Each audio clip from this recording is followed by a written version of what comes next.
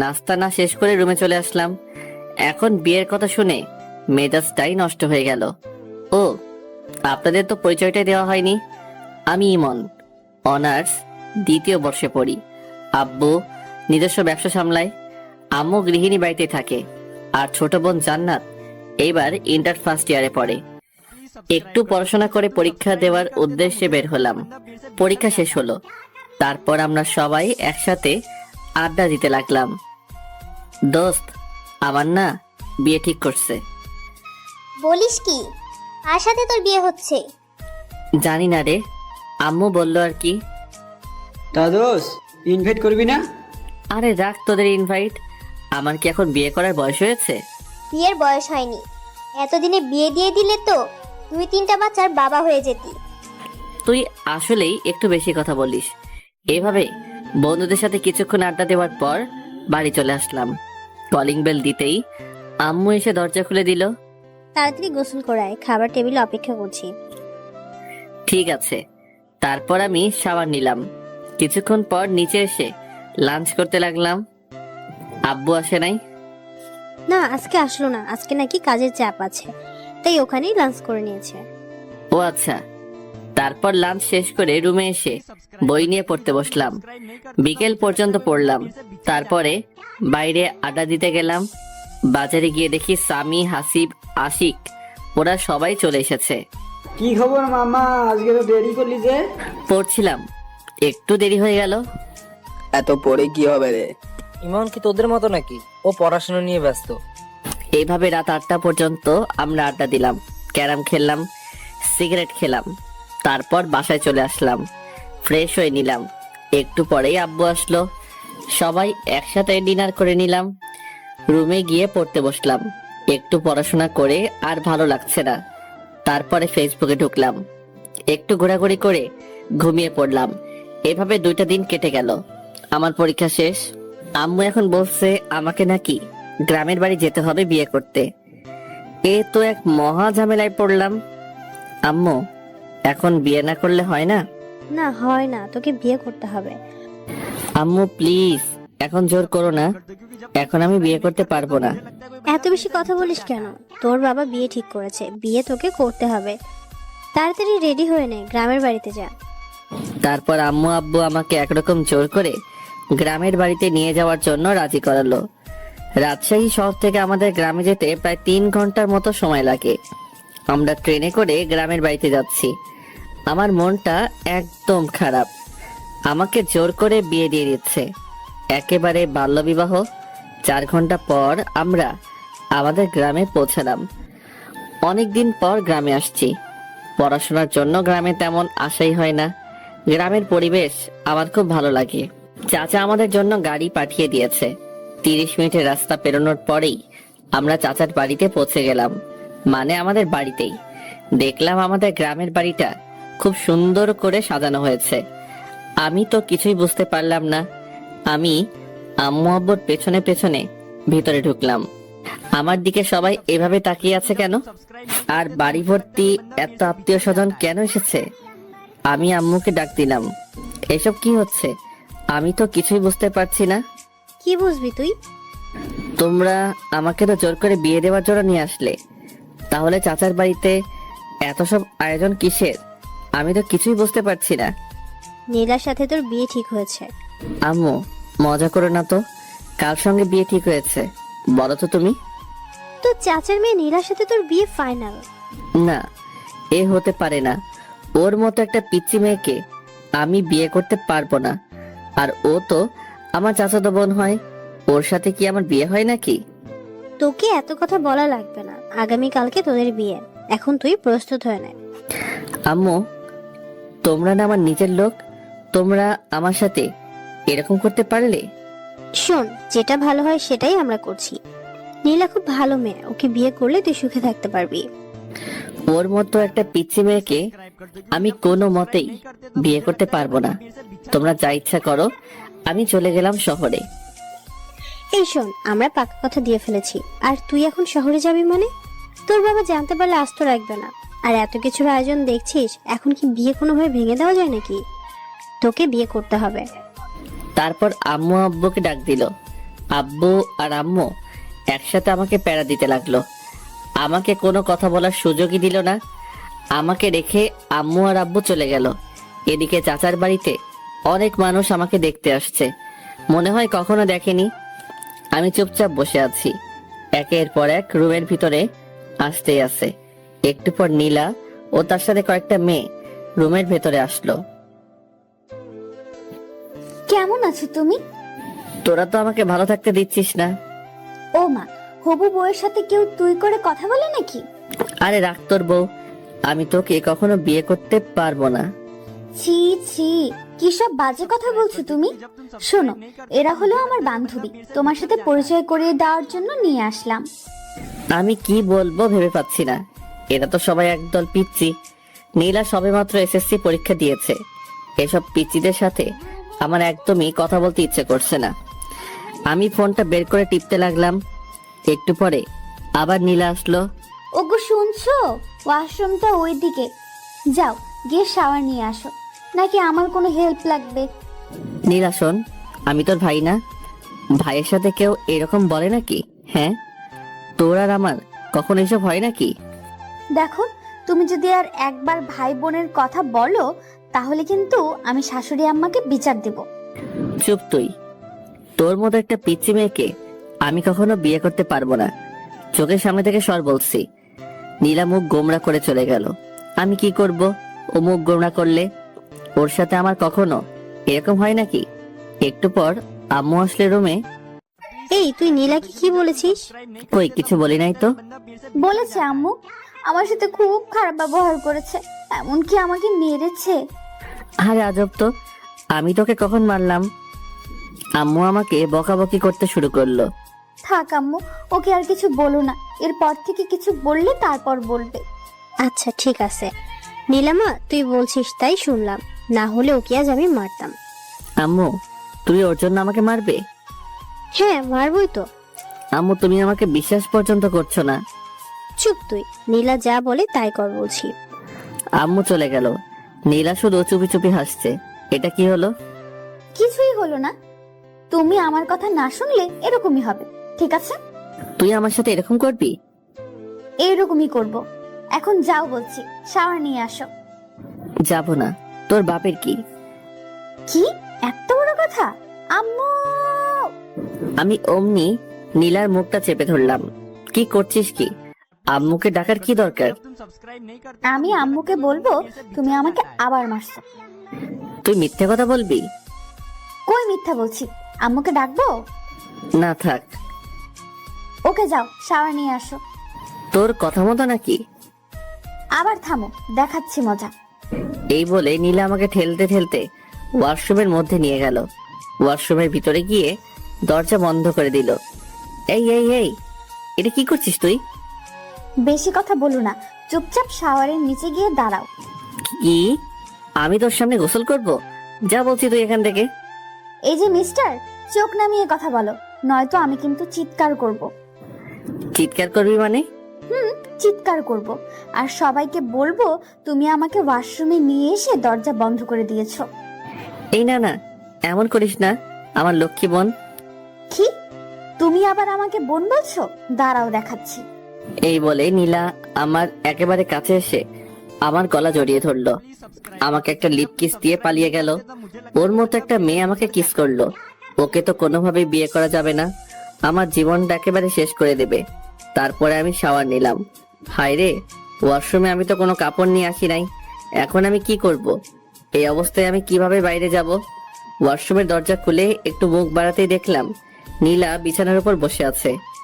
ওই নীলা, আমি না ওয়াশরুমের ভেতরে কিছুই নিয়ে আসি নাই। ব্যাগ থেকে আমার কিছু কাপড় দে না প্লিজ। এইভাবে বললে হবে না, মিষ্টি করে বলো, তারপরে আমি দিয়ে যাচ্ছি। মিষ্টি করে কিভাবে বলবো?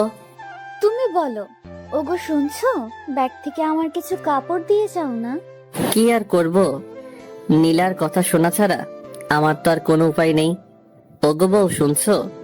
ব্যাগ থেকে আমার কিছু কাপড় দিয়ে যাও না। নীলা হাসতে হাসতে কাপড় নিয়ে আমার সামনে এসে দাঁড়ালো। আর কোনো হেল্প লাগবে নাকি? মানে? না, চেঞ্জ করার। আমি অমনি দরজা আটকে দিলাম। ওর মতো একটা পিচ্চি মেয়ের সাথে আমি কিভাবে সারা জীবন কাটাবো? তারপরে চেঞ্জ করে রুমের ভিতরে আসলাম। দেখলাম নীলা সোফায় বসে আছে। কি তোর সমস্যা কি? তুই সব সময় এখানে কি করছিস? তুমি আমার সাথে ভালোভাবে কথা বলবে কিন্তু, না হলে। না হলে? না হলে কি করবি তুই? তোর মতো একটা পিচ্চি মেয়ে আমাকে শুধু বিরক্ত করতে জানিস। ওকে, আর বিরক্ত করব না, এখন শুধু ভালোবাসবো। এই বলে নীলা আমার কাছে আসতে থাকলো। আমি আস্তে আস্তে পেছনে সরে যাচ্ছি। সরতে সরতে দেওয়ালের সাথে আটকে গেলাম। এই পিচ্চি, একদম কাছে আসবি তো বলছি। নীলা আস্তে আস্তে আমার একেবারে কাছে চলে আসলো। ভয় করছো কেন? কালই তো আমাদের বিয়ে, তারপর তো সব ঠিক হয়ে যাবে, তাই না? তুই সর বলছি। ওকে চলো, নিচে সবাই লাঞ্চ করার জন্য অপেক্ষা করছে। তুই যা, আমি তোর সাথে যাব না। বেশি কথা বলো না, একসাথে চলো বলছি, না হলে কিন্তু আবার কাছে আসবো। না না, কাছে আসিস না, চল তোর সাথে যাব। তারপর আমি নিচে গিয়ে লাঞ্চ করার জন্য একটা চেয়ারে গিয়ে বসলাম। সবাই আমাদের দিকে তাকিয়ে আছে। আমাদের বলতে আমার আর নীলার দিকে সবাই হা করে তাকিয়ে আছে। নীলার আম্মু মানে চাচি বলল, নীলা তুই জামাইয়ের পাশে গিয়ে বস। আমি তো একদম অবাক। চাচি আমাকে আগেই জামাই বলছে না, কোনো পাগলের পাল্লায় পড়লাম রে, যে কিছুই বুঝতে পারছি না। এদিকে নীলা আমার পাশের চেয়ারে বসে আমাকে শুধু বিরক্ত করে যাচ্ছে, পা দিয়ে শুধু আমার পায়ে টোকা দিচ্ছে। আমি তাড়াতাড়ি লাঞ্চ শেষ করে রুমে এসে দরজা বন্ধ করে দিলাম, যাতে পিচ্চিটা আমাকে বিরক্ত করতে না পারে। আমি ফোনটা বের করে স্বামীকে একটা ফোন দিলাম। মামা কি খবর, কি করছিস? আর বলিস না, এখানে আমার একদম ভালো লাগছে না। কবে যে বাসায় আসবো রে? কেন ভালো লাগছে না কেন? এখানে সব পিচিদের পাল্লায় পড়েছি, আমার একদমই ভালো লাগছে না। আচ্ছা মামা, তাহলে থাক, আমরা সবাই এখন ব্যস্ত আছি, পরে কথা হবে। কিসের ব্যস্ত? আরে তোদের বাড়িটা সুন্দর করে সাজিয়ে দিচ্ছি মামা, আসল ঘরটা এমন করে সাজিয়েছি না, খেলা হবে। রাখ তোর খেলা। তারপরে ফোনটা কেটে দিলাম। ফেসবুকে ঢুকে অযথাই ঘোরাঘুরি করলাম, কিছুই যে ভালো লাগছে না। এদিকে তো ফেসবুকে শুধু মেসেজ আসতেই আছে, সবাই উইশ করছে, বিয়ের উইশ। আমি বুঝতে পারলাম না এত বন্ধু বান্ধব ফেসবুকে, এরা আমার বিয়ের কথা জানলো কিভাবে। তারপরে দেখলাম আশিক আমার বিয়ে নিয়ে ফেসবুকে একটা পোস্ট করেছে। মেজাজটাই তো গরম হয়ে গেল। তারপরে বিকেল হয়ে আসলো। এদিকে নীলা এসে বারবার আমাকে বিরক্ত করছে।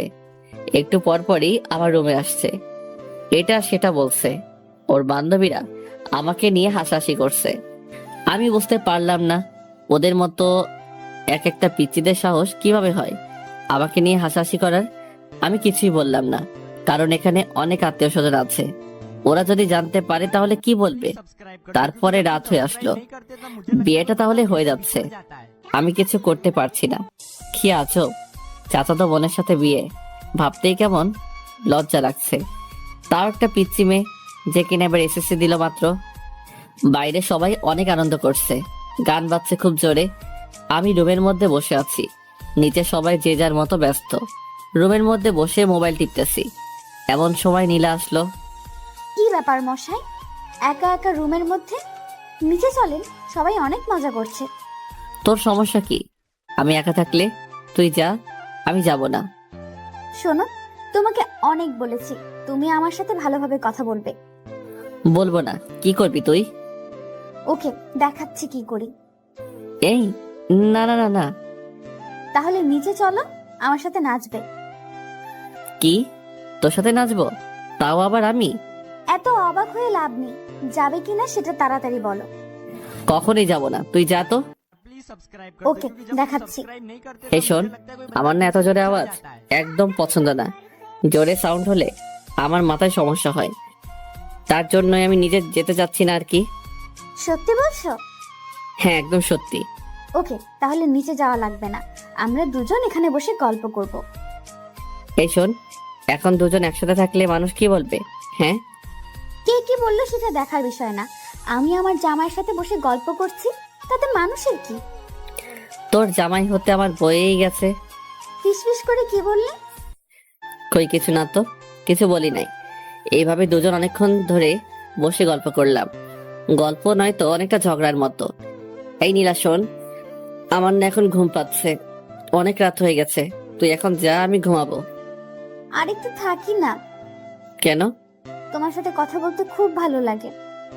আচ্ছা, অনেক কথা বলেছিস, এখন যা, আমি ঘুমাবো। নীলা আমাকে একটা কিস করে চলে গেল। আমি এই পিচিটার জ্বালায় আস্তে আস্তে শেষ হয়ে যাচ্ছি। কি করেছে এই পিচির হাত থেকে রেহাই পাবো বুঝতে পারছি না। সকালে আম্মুর ডাকে ঘুমটা ভাঙলো। দেখলাম আম্মু আর জান্নাত এসেছে আমার রুমে। কখন উঠবে? আজ না তোর বিয়ে? বিয়ে হয়েছে তো কি হয়েছে, এত সকালে কেউ ঘুম থেকে ওঠে নাকি? এখানে কত মানুষ, তুই যদি এত দেরি করে ঘুম থেকে উঠিস তাহলে সবাই কি বলবে? তোকে নিয়ে হাসাহাসি করবে যে। আচ্ছা যাও, উঠছি। তারপর আমি উঠে ফ্রেশ হয়ে নিলাম। একটু পর আবার সেই প্যারার আগমন রুমে। শুভ সকাল। অশুভ সকাল? অশুভ মানে? তোকে এত বুঝতে হবে না। তুমি আমার সাথে এভাবে কেন কথা বলো? তোর মতো একটা পিচির সাথে কিভাবে কথা বলবো শুনি? একটু মিষ্টি করে কথা বলা যায় না? সবার সাথে যেভাবে কথা বলো আমার সাথে সেইভাবে কথা বলবে। কি দরকার? আচ্ছা, আম্মুকে ডাকি। কথায় কথায় এভাবে ভয় দেখানো কিন্তু ঠিক না। আমি তোর চেয়ে অনেক বড়, আমার সাথে ভালোভাবে কথা বলবি। আমি তো ভালোভাবে কথা বলতে চাই, তুমি তো আমার সাথে ভালোভাবে কথা বলো না। তুমি আমার সাথে ভালোভাবে কথা বললে আমি আমার আম্মুর ভয় দেখাবো না। ঠিক আছে। এখন চলো, ব্রেকফাস্ট করবে। তোর সাথে ব্রেকফাস্ট করব না, তুই কালকে আমাকে অনেক জ্বালিয়েছিস। আচ্ছা, আজকে একটুও জ্বালাবো না, চলো তুমি। সত্যি তো? হ্যাঁ সত্যি, চলো। তারপর ব্রেকফাস্ট করে নিলাম। রুমের মধ্যে বসে আছি, ছাদে যাচ্ছি, ফোন টিপছি। এভাবে দুপুর হয়ে আসলো। বিয়ের আয়োজন শুরু হয়ে গেল। আমি একটা সাদা পাঞ্জাবি পরেছি, একেবারে বুড়া বুড়া লাগছে। সাদা পাঞ্জাবি আমি আগে কখনো পরি নাই। আজকে আম্মু অনেক জোরাজোরি করলো তাই পরলাম। আর বিয়েতে নাকি সাদা কাপড় পরতে হয়। একটু পরে কাজী সাহেব বিয়ে পড়াতে শুরু করলো। আমি চুপচাপ বসে আছি, সবাই ছবি তোলা নিয়ে ব্যস্ত। এদিকে শহর থেকে আমার বন্ধু বান্ধব এবং আব্বুর অনেক বন্ধু বান্ধব, অনেকেই আমার বিয়েতে। বিয়ের কার্যক্রম একেবারে শেষ, এখন বাড়িতে যাওয়ার পালা। চাচা চাচি নীলাকে আমার হাতে তুলে দিল। তারা অনেক কান্নাকাটি করছে, নীলাও অনেক কান্নাকাটি করছে। আমার তো একটু একটু হাসি পাচ্ছে। যাই হোক, চুপচাপ দাঁড়িয়ে থাকলাম। একটু পর আমরা আমাদের বাড়িতে যাওয়ার জন্য রওনা দিলাম। অনেক দূরের রাস্তা, যেতে যেতে প্রায় সন্ধ্যা পেরিয়ে যাবে। নীলা আমার পাশের সিটে বসে আছে, একটু পর পর আমার দিকে তাকাচ্ছে আর হাসছে। আমি তো পিচিটার কাহিনী দেখে একেবারে অবাক, কখনো কাঁদছে কখনো হাসছে, কিছুই বুঝতে পারছি না। কিছু দূর যাওয়ার পরে নীলা আমার কাঁধে মাথা রেখে ঘুমিয়ে পড়ল। এই প্রথম নীলার মুখের দিকে ভালো করে তাকাইলাম। বাহ, পিচিটাকে দেখতে কিন্তু খুব সুন্দর লাগছে, একেবারে বউ বউ লাগছে। এই, আমি কি সব ভাবছি? নীলার মতো একটা পিচি মেয়েকে নিয়ে, ওকে তো আমি কোনোদিনও বউ হিসেবে মেনে নিব না।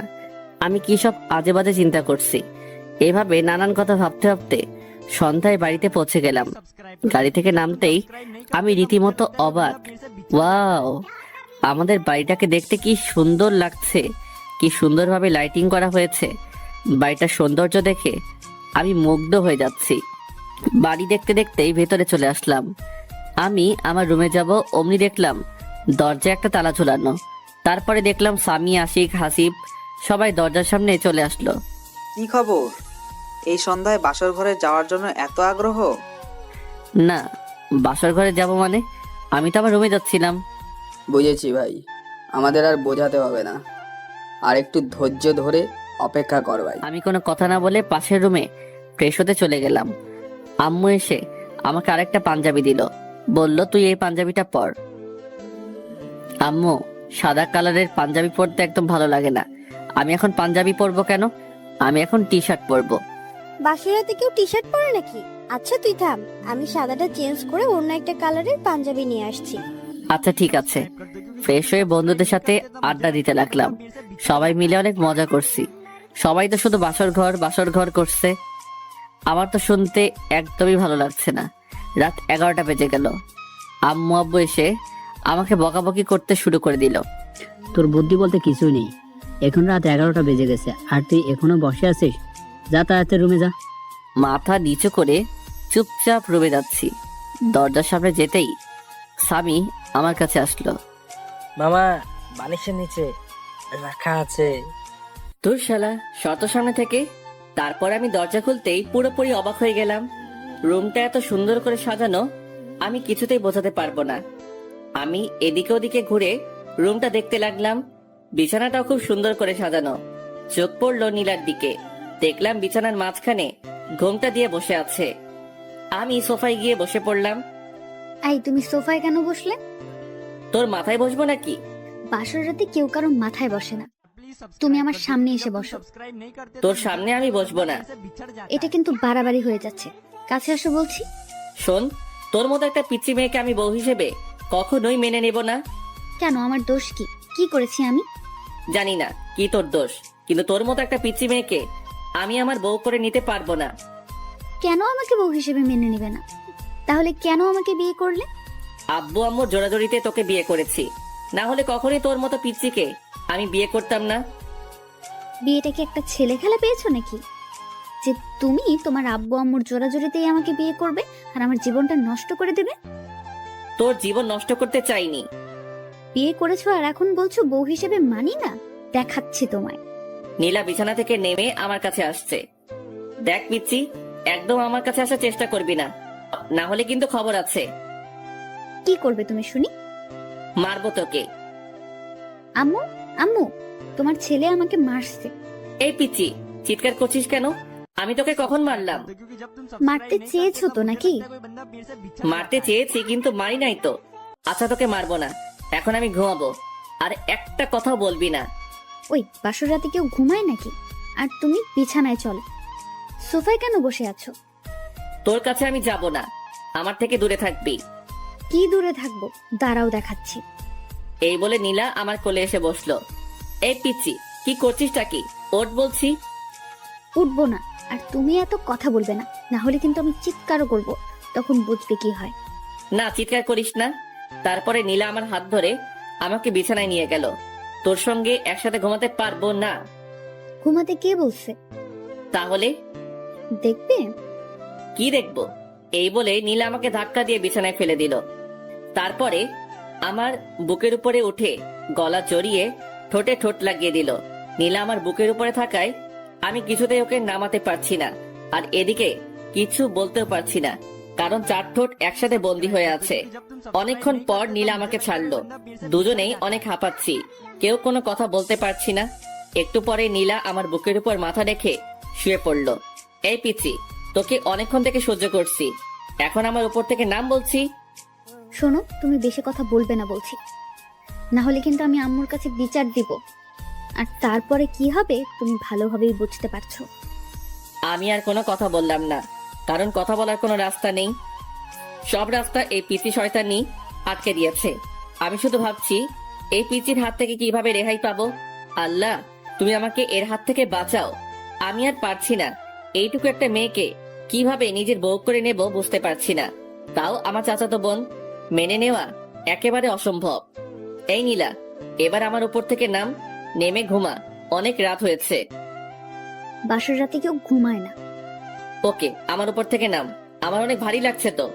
তারপরে নীলা আমার উপর থেকে নামলো, কিন্তু ছাড়লো না, মানে পাশ কাটিয়ে আমাকে জড়িয়ে ধরে আছে।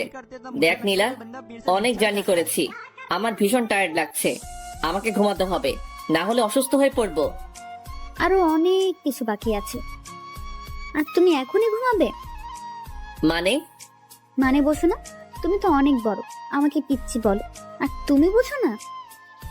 আমি এইটুকু মেয়ের কথা শুনে একেবারে অবাক হয়ে যাচ্ছি।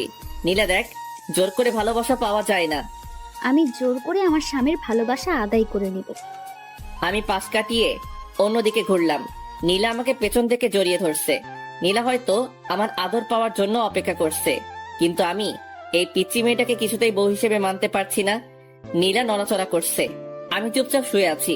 একটু পর পর আমাকে ছাড়ছে, আবার জড়িয়ে ধরছে। অনেকক্ষণ পর লক্ষ্য করলাম নীলা আর নড়ছে না, হয়তো ঘুমিয়ে পড়েছে। আমিও এটা সেটা ভাবতে ভাবতে ঘুমিয়ে পড়লাম। সকালে ঘুম থেকে উঠে আমি নীলাকে দেখে চমকে উঠলাম। কি যে বলবো বুঝতে পারছি না। নীলার শাড়ি একেবারে এলোমেলো হয়ে আছে। আমি তো প্রথমবার দেখে ভীষণ লজ্জা পেয়েছি। এইটুকু একটা পিচ্চি মেয়ে যে কিনা নিজের শাড়ি সামলাতে পারে না, সে আমাকে কিভাবে সামলাবে? আমি অন্যদিকে তাকিয়ে নীলার শাড়িটা ওর গায়ের উপর দিতেই ও আমার হাত চেপে ধরলো। আমি বুঝতে পারলাম ও মজা করছে, মানে জেগে আছে। হাত ছাড় বলছি।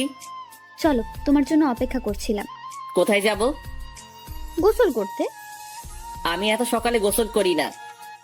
এখন থেকে প্রতিদিন সকালে গোসল করতে হবে। বললাম তো আমি সকালে গোসল করি না, তুই যা। এই, রাতে কি করলে ভুলে গেছো? এখন গোসল করবে না বললেই হবে? চলো বলছি। এই ওয়েট, রাতে কি করলাম মানে? তুই কি বলতে চাচ্ছিস? ওসব কথা আমি বলতে পারবো না, তুমি তাড়াতাড়ি গোসল করবে, চলো। এই বলে নীলা আমাকে টানতে টানতে ওয়াশরুমের মধ্যে নিয়ে গেল। আমি তো একেবারে ভেবাচেকা খেয়ে গেলাম। নীলের সাথে এসব কি করলাম আমি, ভাবতে লজ্জা লাগছে। নীলা শাওয়ার ছেড়ে দিল, অমনি আমার ধ্যান ভেঙে গেল। এই কি করছিসটা কি? কেন, গোসল করছি। তাই বলে দুজন একসাথে? তুই বাইরে যা। এই শোনো, এখন থেকে দুইজন একসাথে গোসল করবো, ঠিক আছে? না, একসাথে কখনোই গোসল করব না, তুই বের হয়ে যা বলতেছি। নীলা আমাকে জড়িয়ে ধরলো, দুজনে কাক ভেজা হয়ে ভিজে গেছি। তারপরে নীলা আমাদের কাপড়গুলো ছাদে শুকাতে দিয়ে আসলো। আমি রুমের মধ্যে বসে আছি। একটু পর নীলা আসলো, এসে চিরুনি করতে লাগলো। নীলা একটু পর পর আমার দিকে তাকাচ্ছে আর হাসছে।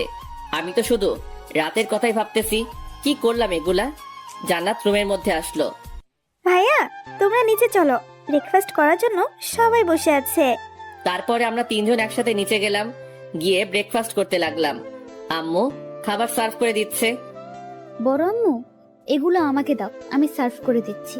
তুমি বরং বসে পড়ো, একসাথে খেয়ে নাও। এই পাগলি মেয়ে, এখন তো আমি তোর বড় আম্মু নই, এখন আমাকে শুধু আম্মু বলে। ঠিক আছে আম্মু, তুমি বসে পড়ো, আমি সার্ভ করছি। এই না, তুই তো অনেক ছোট, তুই এখন এগুলো করবি না, বড় হয়ে তারপরে করবি। ঠিক আছে আম্মু। তারপরে আমি ব্রেকফাস্ট শেষ করে ছাদে গেলাম। বসে বসে শুধু রাতের কথাই ভাবছি, কি বলতে কি করে ফেললাম। একটু পরে আশিক, হাসিব, সামি এরা ছাদে আসলো। কি খবর মামা, কেমন এনজয় করলি? খুব ভালো, তোরাও এবার একটা করে বিয়ে করে ফেল। করবো, সময় হলে ঠিকই করব। তাড়াতাড়ি। এভাবে বন্ধুদের সাথে অনেকক্ষণ আড্ডা দিলাম। একটু পর নীলার বাড়ির লোকজন আসবে। আব্বু আমাকে বাড়িতে থাকতে বলেছে। আশিক, হাসিব এরা সবাই নিচে চলে গেল, ওদের নাকি কিছু কাজ আছে। আমি ছাদে বসে আছি, রুমে যাচ্ছি না, কারণ রুমে গেলে নীলা দুষ্টামি করতে শুরু করবে। কিছুক্ষণ পর নীলা আমাকে খুঁজতে খুঁজতে ছাদে চলে আসলো। তুমি এখানে কি করছো? আর আমি তোমাকে সারা বাড়ি খুঁজে পাচ্ছি না। আমাকে কেন খুঁজছিস? না, এমনি। তুমি আমার কাছাকাছি না থাকলে আমার ভালো লাগে না। কিন্তু আমার তোর কাছে থাকতে একদম ভালো লাগে না, তাই তোর থেকে দূরে আছি। যা, এখন তুই নিচে যা, আমাকে আমার মতো থাকতে দে। শোনো, তুমি কিন্তু এরকম করলে আমি আম্মুর কাছে বিচার দিব। কি বারবার আম্মু আম্মু করে ভয় দেখাস? যা তো চোখের সামনে থেকে। নীলা ছাদ থেকে নিচে চলে গেল। একটু পর আম্মুকে ডেকে নিয়ে আসলো ছাদে। এই, তুই বৌমার সাথে ভালোভাবে কেন কথা বলি? কই, ভালোভাবেই তো কথা বলি। না আম্মু, আমার সাথে একদম ভালোভাবে কথা বলে না, আমাকে শুধু কথায় কথায় ধমক দেয়। এরপর থেকে যদি বৌমার সাথে এরকম ব্যবহার করিস তাহলে কিন্তু খবর আছে। তোর আব্বুর সাথে সবকিছু বলবো, তারপর বুঝবি। না আম্মু, এরপর থেকে আর ধমক দিয়ে কথা বলবো না। এবার থেকে ভালোভাবে কথা বলবো, ঠিক আছে? আচ্ছা ঠিক আছে, এরপর থেকে আর যেন এরকম কিছু না শুনি। আচ্ছা ঠিক আছে আম্মু। তারপরে আম্মু চলে গেল। নীলা মুচকি হাসছে। এই পিচ্ছি, আমাকে বারবার বকা খাওয়াতে তোর বুঝি ভালো লাগে? না, একদমই ভালো লাগে না। আমার প্রাণের স্বামী ছোট বাচ্চাদের মতো তার আম্মু আব্বুর কাছে বকা খায়, এগুলো আমার একদমই ভালো লাগে না। তাহলে কেন বারবার আম্মুর কাছে বিচার দিস? কারণ তুমি আমার সাথে ভালোভাবে কথা বলো না, আমার কথা একটাও শোনো না। আচ্ছা, এবার থেকে শুনবো। আর শোন, রাতের ওই বিষয়টার জন্য সরি। আসলে আমি ঘুমের মধ্যে কি করেছি বুঝতে পারি নাই। প্লিজ তুই কিছু মনে করিস না। কি হলো, হাসছিস কেন? তুমি তো রাতে কিছুই করনি, আমি এমনিতেই মজা করে ওগুলো বলেছিলাম। কি শয়তাননি, তুই আমার সাথে একদম এগুলো করবি না। আচ্ছা, এবার থেকে আর ওরকম করব না। চলো, এবার নিচে চলো। নিচে যাচ্ছি। এমন সময় নীলা চিৎকার দিয়ে উঠলো। ও অমনি আম্মু আর জান্নাত চলে আসলো। কি হয়েছে, চিৎকার করলি কেন? আম্মু পায়ে মচকা লেগেছে। কি ব্যাপার ইমন, তুই থাকতে নীলার পায়ে মস্কা লাগলো কিভাবে? আজব তো, ওর পায়ে মচকা লাগলে সেটা আমি কিভাবে বলবো? আম্মু, আমি কিছুতেই হাঁটতে পারছি না, পায়ে খুব ব্যথা করছে। ইমন, তুই নীলাকে কোলে করে রুমে নিয়ে যা। কি? আমি কাউকে কোলে নিতে পারবো না। যেটা বলছি সেটা কর। কি আর করব, নীলাকে কোলে করে রুমে নিয়ে গেলাম। আম্মু ফ্রিজ থেকে বরফ দিয়ে গেল আর বলল নীলার পায়ে বরফ দিয়ে দিতে। আমি আম্মুর কথা মতো নীলার পায়ে বরফ দিয়ে দিলাম। নীলা শুধু আমার দিকে তাকিয়ে মুচকি হাসছে। হাসছিস কেন? আমি কোনো ব্যথা পাইনি, শুধু তোমার কোলে ওঠার জন্য এগুলো করলাম। কি? থাম, তোকে দেখাচ্ছি। এই বলে আমি নীলাকে বালিশ দিয়ে মারতে শুরু করলাম। নীলা দৌড়ে দৌড়ে পালাচ্ছে, আমিও ওর পিছু পিছু দৌড়াচ্ছি। তারপরে এই বলে আমি নীলাকে বালিশ দিয়ে মারতে শুরু করলাম। নীলা দৌড়ে দৌড়ে পালাচ্ছে, আমিও ওর পিছু পিছু দৌড়াচ্ছি। তারপরে নীলা হোঁচট খেয়ে মেঝেতে পড়ে গেল। ও মা গো, মরে গেলাম। তুই আবার আমাকে বোকা বানাচ্ছিস? থাম, তোকে দেখাচ্ছি। এই বলে আমি নীলাকে বালিশ দিয়ে মারতে শুরু করলাম। নীলা পায়ে হাত দিয়ে বসে আছে। শোনো, আমি সত্যিই বলছি, এবার আমার পায়ে খুব লেগেছে, খুব ব্যথা পাচ্ছি। কই দেখি তোর পা। দেখলাম নীলার পা অনেকটা ফুলে আছে। আমি বুঝতে পারলাম এবার ওর পায়ে সত্যি সত্যি লেগেছে। আমি নীলাকে উঠিয়ে বিছানায় শুয়ে দিলাম। তারপর নীলার পায়ে বরফ লাগিয়ে দিলাম। একটু পর নীলার বাড়ির লোকজন আসলো। আমি আর নীলা সবার সাথে কথা বললাম। আম্মু বলল আমাকে নাকি আজকে নীলার বাড়িতে যেতে হবে, এটা নাকি নিয়ম। আমি অনেক অজুহাত দেখিয়ে না যাওয়ার চেষ্টা করলাম, কিন্তু আমাকে জোর করে পাঠিয়ে দিল। বিকেলের দিকে আমি নীলা আর জান্নাত রওনা দিলাম শ্বশুর বাড়িতে। পৌঁছাতে পৌঁছাতে রাত্রি হয়ে গেল। ওখানে পৌঁছে ফ্রেশ হয়ে ডিনার করে নিলাম। নীলার বাড়িতে এখনো অনেক আত্মীয় স্বজনরা আছে। এখানে এসে জামাই আদর ভালোই পেলাম। রাতে রুমে বসে আছি, এমন সময় নীলা আসলো। এই চলো না, দুজন ছাদে ঘুরে আসি। ভালো লাগছে না, তুই যা। তুমি সবসময় এরকম করো কেন? কি রকম করি? এই যে, আমার একটা কথাও শোনো না। এই রাত্রিবেলা কেউ ছাদে যায় নাকি? আচ্ছা, ছাদে যাওয়া লাগবে না, আমার কাছে আসো। তোর কাছে যাবো মানে? আমার কাছে আসো, আমি তোমাকে আদর করব। এই আমি কি ছোট নাকি যে আমাকে আদর করা লাগবে? আর তোর আদর নেওয়ার ইচ্ছা আমার নেই। ইচ্ছা না থাকলেও নিতে হবে। তুমি আমার স্বামী, আমি সবকিছু করতে পারি। এই বলে নীলা আমার দিকে এগিয়ে আসতে লাগলো। আমি বসা থেকে উঠে দাঁড়ালাম আর আস্তে আস্তে পিছনে সরতে লাগলাম। নীলা আমার কাছে এসে আমাকে জড়িয়ে ধরলো। আমি নীলাকে ছাড়াতে পারছি না। ওর শরীরে হাত দিয়ে আমি ওকে ছাড়াবো কিভাবে? ওকে ছাড়তে বলবো এমন সময় নীলা আমার মুখ বন্ধ করে দিল। এখন শুধু শব্দ করতে পারছি, এর বেশি কিছু বলতে পারছি না। একটু পর নীলা ওর ঠোঁট সরিয়ে নিল আর আমার বুকে মাথা লুকালো। আমাকে খুব শক্ত করে জড়িয়ে ধরলো। তুই আমার ইচ্ছার বিরুদ্ধে এগুলো করতে পারিস না, আমি তোকে বউ হিসেবে মানি না। আস্তে আস্তে সব মেনে নেবে, এখন শুধু আমাকে সহ্য করো। আর বেশি কিছু করতেই পারবে না, আর এর বেশি কিছুই করতে পারবে না। জোর করে ভালোবাসা পাওয়া যায় না। আমি জোর করেই ভালোবাসা আদায় করে নেব। আমার ঘুম পাচ্ছে, আমাকে ছাড়। তুই আজ কোনো ঘুম হবে না, আজ সারা রাত শুধু রোম্যান্স হবে। তুই পিচ্ছি মেয়ে, তুই রোমান্সের কি বুঝিস? অনেক কিছুই বুঝি। আমি নীলার কাছ থেকে ছুটে বিছানায় এসে শুয়ে পড়লাম। নীলা এসে আবারও পাশে শুয়ে পড়লো। আমি নীলার বিপরীত দিকে তাকাইলাম। নীলা আমাকে পেছন থেকে জড়িয়ে ধরলো। আমি বারবার ছাড়তে বললাম, কিন্তু ও ছাড়লো না। আসলে নীলা আমার কোনো কথাই শোনে না, ওর যেটা মন চায় সেটাই করে। নীলা জোর করে আমার মাথা ওর দিকে ঘুরিয়ে নিল। এই কি চাস তুই বলতো? আমার দিকে তাকিয়ে দেখো, আমার কি লাগবে। সেটা তুই কখনোই পাবি না, বৃথা চেষ্টা করিস না, আমাকে ছেড়ে দে। নীলা এবার চোখ বড় বড় করে তাকালো। আমার তো কেমন ভয় লাগছে ওকে দেখে। নীলা এবার আমার চুল ধরে আমার মাথা ওর বুকের মধ্যে জড়িয়ে ধরলো। আমি ছটফট করতে লাগলাম। এইটুকু একটা পিচ্চিমের কারবার দেখে আমি জোরে নড়াচড়া করতে পারছি না। নীলা খুব শক্ত করে আমার চুল ধরে আছে, একটু নড়তেই আমার চুলে লাগছে। এভাবে নীলার অত্যাচার সহ্য করতে হলো প্রায় 2 ঘন্টার মতো। নীলা ঘুমিয়ে পড়েছে, কিন্তু আমাকে ছাড়ছে না। আমি কোনোভাবেই ওর কাছ থেকে নিজেকে ছাড়াতে পারলাম না। ভাবছি কি করা যায়। মাথায় একটা বুদ্ধি এলো। এখান থেকে বাড়িতে গিয়ে আমি ঢাকায় চলে যাব। ঢাকায় গিয়ে একটা জব করব আর নীলাকে বাসায় রেখে যাব, যাতে ওর অত্যাচার আমাকে না সহ্য করতে হয়। বাহ, দারুণ বুদ্ধি পেলাম। একটু পরে আমি ঘুমিয়ে পড়লাম। সকালে ঘুম থেকে উঠে আমি আজকেও অবাক। নীলা শাড়ির মধ্যে আমাকে পিছিয়ে নিয়েছে, একেবারে 2-3টা প্যাচ দিয়েছে। কি করব বুঝতে পারছি না। এখান থেকে বেরোতে লাগলে নীলার শাড়ি খুলে যাবে। আমি খুব ভালোভাবে বুঝতে পারছি এগুলো ও নিজের ইচ্ছাতেই করে, না জানি ঘুমের মধ্যে আরো কত কিছুই না করে। আমি নীলার শাড়ির মধ্যে থেকে বের হওয়ার চেষ্টা করছি, কিন্তু বের হতে পারছি না। আমি একটু নাড়াচাড়া করতেই নীলা চোখ খুলল। আমি জানতাম তুমি আমার কাছে আসবেই। এই চুপ কর, আমার মোটেও তোর কাছে আসার কোনো ইচ্ছা নেই। তুই আমাকে তো শাড়ির মধ্যে প্যাচ দিয়েছিস। ওমা, আমি কোথায় প্যাচ দিলাম? তুমি নিজেই এসেছো, আমি বুঝতে পারছি। এই চুপ, আর একটা কথা বলবি না, আমাকে বের হতে দে। তারপরে নীলা ওর শাড়ি খুলে ফেললো। আমি চুপচাপ বিছানা থেকে উঠে ওয়াশরুমে গেলাম। আমি ফ্রেশ হয়ে আসলাম। তারপরে নীলা ফ্রেশ হতে গেল। একটু পরে নিচে গেলাম ব্রেকফাস্ট করতে।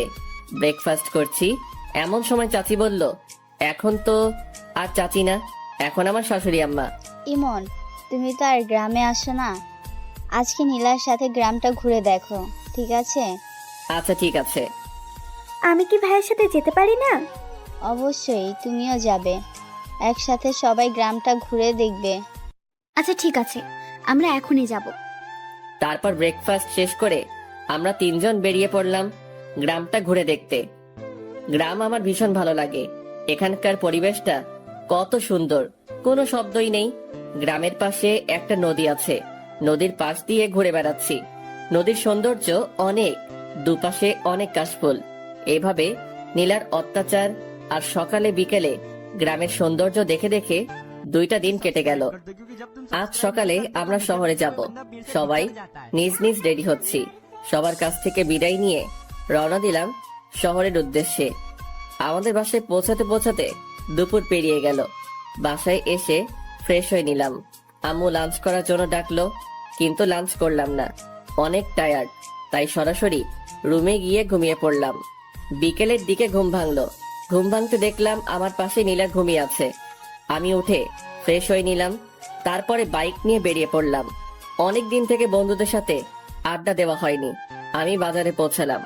বাড়ি থেকে বের হওয়ার সময় সবাইকে ফোন দিয়ে চলে আসতে বলেছি, কিন্তু এখনো কেউই আসেনি। কিছুক্ষণ অপেক্ষা করার পর আশিক আসলো। কি খবর, কেমন আছিস? এই তো ভালো আছি, তুই কেমন আছিস? বিয়ে করে তো আমাদের ভুলে গেলি। আরে না, তোদের সবাইকে খুব মিস করি। ও আচ্ছা, ভাবির কি খবর, কেমন আছে?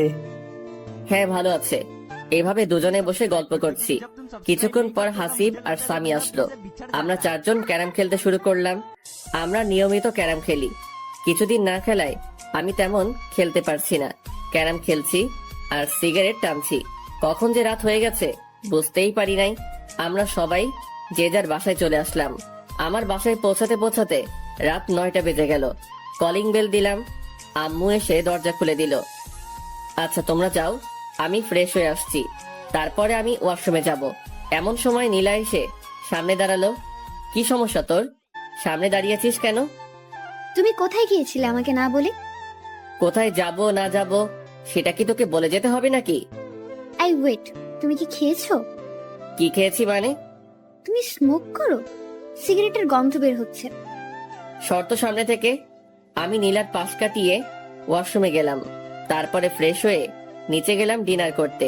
দেখলাম আম্মু, আব্বু, জান্নাত, নীলা সবাই বসে আছে আমার জন্য, একসাথে ডিনার করবে। তাই আমি গিয়ে বসে পড়লাম। আম্মু খাবার সার্ভ করতে শুরু করলো। আম্মু, তুমিও বসে পড়ো, আমাদের সাথেই খাবে। আচ্ছা ঠিক আছে, বসছি, তোরা খেতে শুরু কর। আব্বু, আমার কিছু কথা ছিল। হ্যাঁ বলো। আব্বু, আমি এখন জব করব। অনেক তো বসে থাকলাম, এখন একটা কোনো কাজ করি। তাছাড়াও এখন তো বিয়ে করেছি, একটা জব করা দরকার। না, তোকে কোনো জব করতে হবে না। দ্যাট ভালো লাগে না। আমার একটা কথাও তোমরা শোনো না। আমি ডিনার না শেষ করে রুমে চলে আসলাম। নীলার কাছ থেকে বাঁচার একটা বুদ্ধি পেলাম। এটাও আব্বু বন্ধ করে দিল। এখন কি করব, কিভাবে এই পিচ্চি শয়তান্নির হাত থেকে বাঁচবো? একটু পরেই নীলা আসলো। নীলা এসে দরজা লক করে দিল। এই, তোমার সমস্যা কি? কোনো সমস্যা নেই, বলো বলছি। এই শোন, মাথা এমনিতেই গরম হয়ে আছে, আর রাগিয়ে দিস না বলছি। আমি বুঝতে পেরেছি তুমি আমার হাত থেকে বাঁচার জন্য বাইরে জব করতে যেতে চাচ্ছ। একটা কথা শুনে রাখো, আমার হাত থেকে তোমার নিস্তার নেই। তুমি যেখানেই যাও আমি সব সময় তোমার পাশে থাকবো। তুই আসলেই একটু বেশি কথা বলিস। বেশি দেখছোটা কি? এখন দেখবে। মানে কি বলছিস? মানে তুমি স্মোক করো। এখন আমি সরাসরি আম্মুকে বলে দিব। তুই দেখেছিস আমি স্মোক করি? দেখি নাই, তবে গন্ধ পেয়েছি। এখনই আমি আম্মুকে বলছি। এই বলে নীলা বাইরের দিকে যেতে লাগলো। আমি ওর হাতটা ধরলাম। এই, আম্মুকে বলিস না প্লিজ। এর আগে আম্মু অনেক বকাবকি করেছিল, এমনকি আমাকে চর মেরেছিল। আচ্ছা বলবো না, আমার কয়েকটা শর্ত আছে। এগুলো শুনলে আমি আর আম্মুকে বলবো না। কি শর্ত? শর্তগুলো মানতে হবে কিন্তু, না হলে আমি সরাসরি আম্মুর কাছে যাব আর গিয়ে বলবো, আম্মু তোমার ছেলে আমাকে মেরেছে, আমার সাথে খারাপ ব্যবহার করেছে এবং সিগারেট খেয়েছে। আচ্ছা কি শর্ত বল? আমার সাথে ভালো করে কথা বলতে হবে, মানে তুমি করে কথা বলতে হবে। এসব তুই চলবে না, আমি যা বলবো সেগুলো তোমাকে শুনতে হবে। কখনোই পারবো না। ওকে, তাহলে যাই আম্মুর কাছে, গিয়ে বলি তার ছেলে সিগারেট টানার গল্প। না বলিস না। তাহলে আমার কথা শুনতে হবে। আচ্ছা ঠিক আছে, শুনবো। থ্যাংক ইউ, এ বলে একটা কিস বসিয়ে দিল। আমি শুধু মাথা নিচু করে থাকলাম, কিছুই করতে পারছি না। আবার একটা বুদ্ধি বের করতে হবে। আই, কি ভাবছো? না কিছু না। ওকে, তাহলে এখন আমাকে একবার জড়িয়ে ধরো। পারবো না সর। দুইটা অপরাধ করলে। দুইটা মানে? এক, আবার তুই করে কথা বলছো, আর দুই, আমার কথা শোনো নাই। আচ্ছা তুমি করে না বললে হয় না? না হয় না, জড়িয়ে ধরো বলছি। কি আর করব, ইচ্ছা না থাকা সত্ত্বেও নীলাকে হালকা করে জড়িয়ে ধরলাম। নীলা মুচকি হাসলো আর আমাকে শক্ত করে জড়িয়ে ধরলো। নীলা প্লিজ, তুমি আমার কাছ থেকে স্বামীর অধিকার চেও না। আচ্ছা চাইবো না, সময় হলে তুমি এমনিতেই দিবে। আচ্ছা ঠিক আছে, এখন ঘুমাই তাহলে। ঠিক আছে চলো। আজ অন্যদিকে তাকিয়ে ঘুমানোর আগেই নীলা আমাকে সামনাসামনি জড়িয়ে ধরলো। কি করব কিছুই বুঝতে পারছি না। আস্তে আস্তে এই পিচ্চি মেয়েটার মায়ায় পড়ে যাচ্ছি। নীলার প্রতি কি আমার বেশি অন্যায় করা হচ্ছে না? আমি কি ওকে আপন করে নেব? না, কি সব ভাবছি। ও তো আমার চাচাতো বোন। চাচাতো বোন কি আর বউ হয়? আই, তুমি কি ভাবছো গো? না কিছু না। বলো বলছি। না তেমন কিছু না। আমার একটা গার্লফ্রেন্ড আছে, ওকে নিয়ে ভাবছি। সত্যি বলছো? হ্যাঁ। তুমি না এখন বিয়ে করেছো? তোমার গার্লফ্রেন্ড থাক বা না থাক, সবকিছু ভুলে যাও। কখনোই পারবো না। এর জন্য তুমি আমাকে আপন করে নিচ্ছ না? হ্যাঁ, নীলা আমাকে ছেড়ে দিল, মনে হয় কষ্ট পেয়েছে। পাক, একটু একটু কষ্ট পেলে আমাকে ছেড়ে চলে যাবে, আর তখনই আমার শান্তি হবে। এই পিচির জ্বালা আমার একদম সহ্য হয় না। তারপরে এটা সেটা ভাবতে ভাবতে ঘুমিয়ে পড়লাম। সকালে ঘুম থেকে উঠে দেখি নীলা আমার পাশে নেই। আজ একটু অবাক হলাম। প্রতিদিন ঘুম থেকে উঠে পিচ্চি যেরকম জ্বালা সহ্য করি, আজকে বেঁচে গেলাম। ব্যাপারটা কি? দেখলাম পিচ্চি গোসল করে বেরিয়ে আসছে ভেজা চুল নিয়ে। ঘুম থেকে উঠে পড়েছো, যাও গোসল করে আসো। আমার এত সকালে গোসল করতে ভালো লাগে না। দেখো, তুমি যদি সকালে গোসল না করো তাহলে আম্মু ভাববে আমাদের মধ্যে কোনো সম্পর্ক হয়নি, আর তখন তারা অনেক কষ্ট পাবে। তার চেয়ে বরং তুমি গোসল করে আসো। তুই এত কিছু বুঝিস কিভাবে? আবার তুই করে বলছো? ও সরি সরি, তুমি আসলে একটা পিচ্চি। তারপরে আমি ওয়াশরুমে গিয়ে শাওয়ার নিলাম। গোসল শেষ করে রুমে আসতে দেখলাম নীলা চিরুনি করছে। নিচে চলো, আম্মু খাওয়ার জন্য ডাকতে এসেছিল। চল। I stop. আমি তোর থেকে বয়সে ছোট হলে কি হবে? আমি তোর বড় ভাবি, তুই আমাকে রেসপেক্ট দিয়ে কথা বলবি। চলো। তারপর নিচে গিয়ে ব্রেকফাস্ট করতে শুরু করলাম। এমন তুই আজকে নীলিমাকে তোদের কলেজে ভর্তি করে দে, আমি প্রিন্সিপালের সাথে কথা বলছি। তাহলে ভালোই হবে, বাড়ি তিনজন একসাথে কলেজে যাবে। কিছুই বললাম না, কারণ আমি আব্বুর কথার উপর দিয়ে কিছু বলি না। ব্রেকফাস্ট শেষ করে রুমে গিয়ে ভার্সিটিতে যাওয়ার জন্য রেডি হলাম। নীলাও আসলো, রেডি হচ্ছে। ও আজকে কলেজে ভর্তি হবে। রাতে যে কথা বললাম, ওর তো মন খারাপ হয়েছিল। এখন কলেজে ভর্তি হওয়ার কথা শুনে একটু হাসি খুশি লাগছে। আমি বাইরে গিয়ে বাইক নিয়ে দাঁড়িয়ে আছি। এদিকে জান্নাতের আর নীলার আসার কোনো নামগন্ধই নেই। অনেকক্ষণ হয়ে গেল, এখনো আসছে না। আমি ওদেরকে ডাকতে গেলাম, যেতেই দেখি ওরা বেরিয়ে আসছে। এতক্ষণ সময় লাগে নাকি? না আসলে ভাবি আজকে কলেজে প্রথম যাচ্ছে, তার জন্য একটু সাজিয়ে দিচ্ছিলাম আর কি। তাই না নীলু ভাবি? তোদের লেকচার বন্ধ করে বাইকে উঠবি নাকি আমি যাব? এই না, উঠছি। আগে নীলা উঠলো, তারপরে জান্নাত উঠলো। আমি বাইক স্টার্ট দিয়ে ভার্সিটির দিকে যেতে লাগলাম। কেমন লজ্জা লজ্জা লাগছে, নিজের বউকে নিয়ে ভার্সিটিতে যাচ্ছি, তাও আবার পিচ্ছি। কেমনটা লাগে? ভার্সিটিতে পৌঁছে বাইকটা পার্ক করে আমি নীলাকে নিয়ে প্রিন্সিপালের রুমের দিকে যাচ্ছি। সবাই আমাদের দিকে তাকিয়ে আছে। এই, সবাই আমাদের দিকে তাকিয়ে আছে কেন? তোর মতো একটা পিচ্ছি মেয়ে ভার্সিটিতে এসেছে, তাই সবাই তাকিয়ে আছে। নীলা কোনো কথা বলল না। আমি সরাসরি প্রিন্সিপালের রুমে গেলাম। আসসালামু আলাইকুম, আসতে পারি স্যার? ওয়ালাইকুম আসসালাম। আরে ইমন জি, এসো এসো, ভেতরে এসে বসো। জি ধন্যবাদ স্যার। তা হানিমুন বাদে এখনই ভার্সিটিতে আসতে হলো? আমি আর নীলা দুজনে মাথা নিচু করলাম। আমার মতো নীলা হয়তো লজ্জা পেয়েছে। আরে লজ্জার কিছু নেই, বিয়ে করেছে তো কি হয়েছে, বিয়ে তো করতেই হবে তাই না? হ্যাঁ স্যার। এই যে ছাত্রের বউ ছাত্রী, নাম কি তোমার? নীলা। শুধু নীলা নাকি দুজনের মিল করে নীলা ইসলাম? নীলা মাথা নিচু করে মুচকি হাসলো। আচ্ছা ঠিক আছে, আর লজ্জা দিচ্ছি না, আমি সব ব্যবস্থা করে রেখেছি, তুমি শুধু এখানে একটা সাইন করো। নীলা সাইন করলো। নীলা শোনো, তোমার সিলেবাস দেখে তুমি ভার্সিটির লাইব্রেরি থেকে প্রয়োজনীয় বইগুলি সংগ্রহ করে নিও। ঠিক আছে স্যার। তারপর আমি আর নীলা প্রিন্সিপাল স্যারের রুম থেকে বেরিয়ে আসলাম। এই শোনো, আমাকে আমার ক্লাসটা দেখিয়ে দাও। ওইদিকে যা। ওইদিকে বললে হবে না, আমাকে পৌঁছে দিয়ে আসো। আমি নীলাকে ওর ক্লাসরুমের দিকে এগিয়ে দিলাম। ভার্সিটির সব ছেলে মেয়ে আমাদের দুজনের দিকে তাকিয়ে আছে।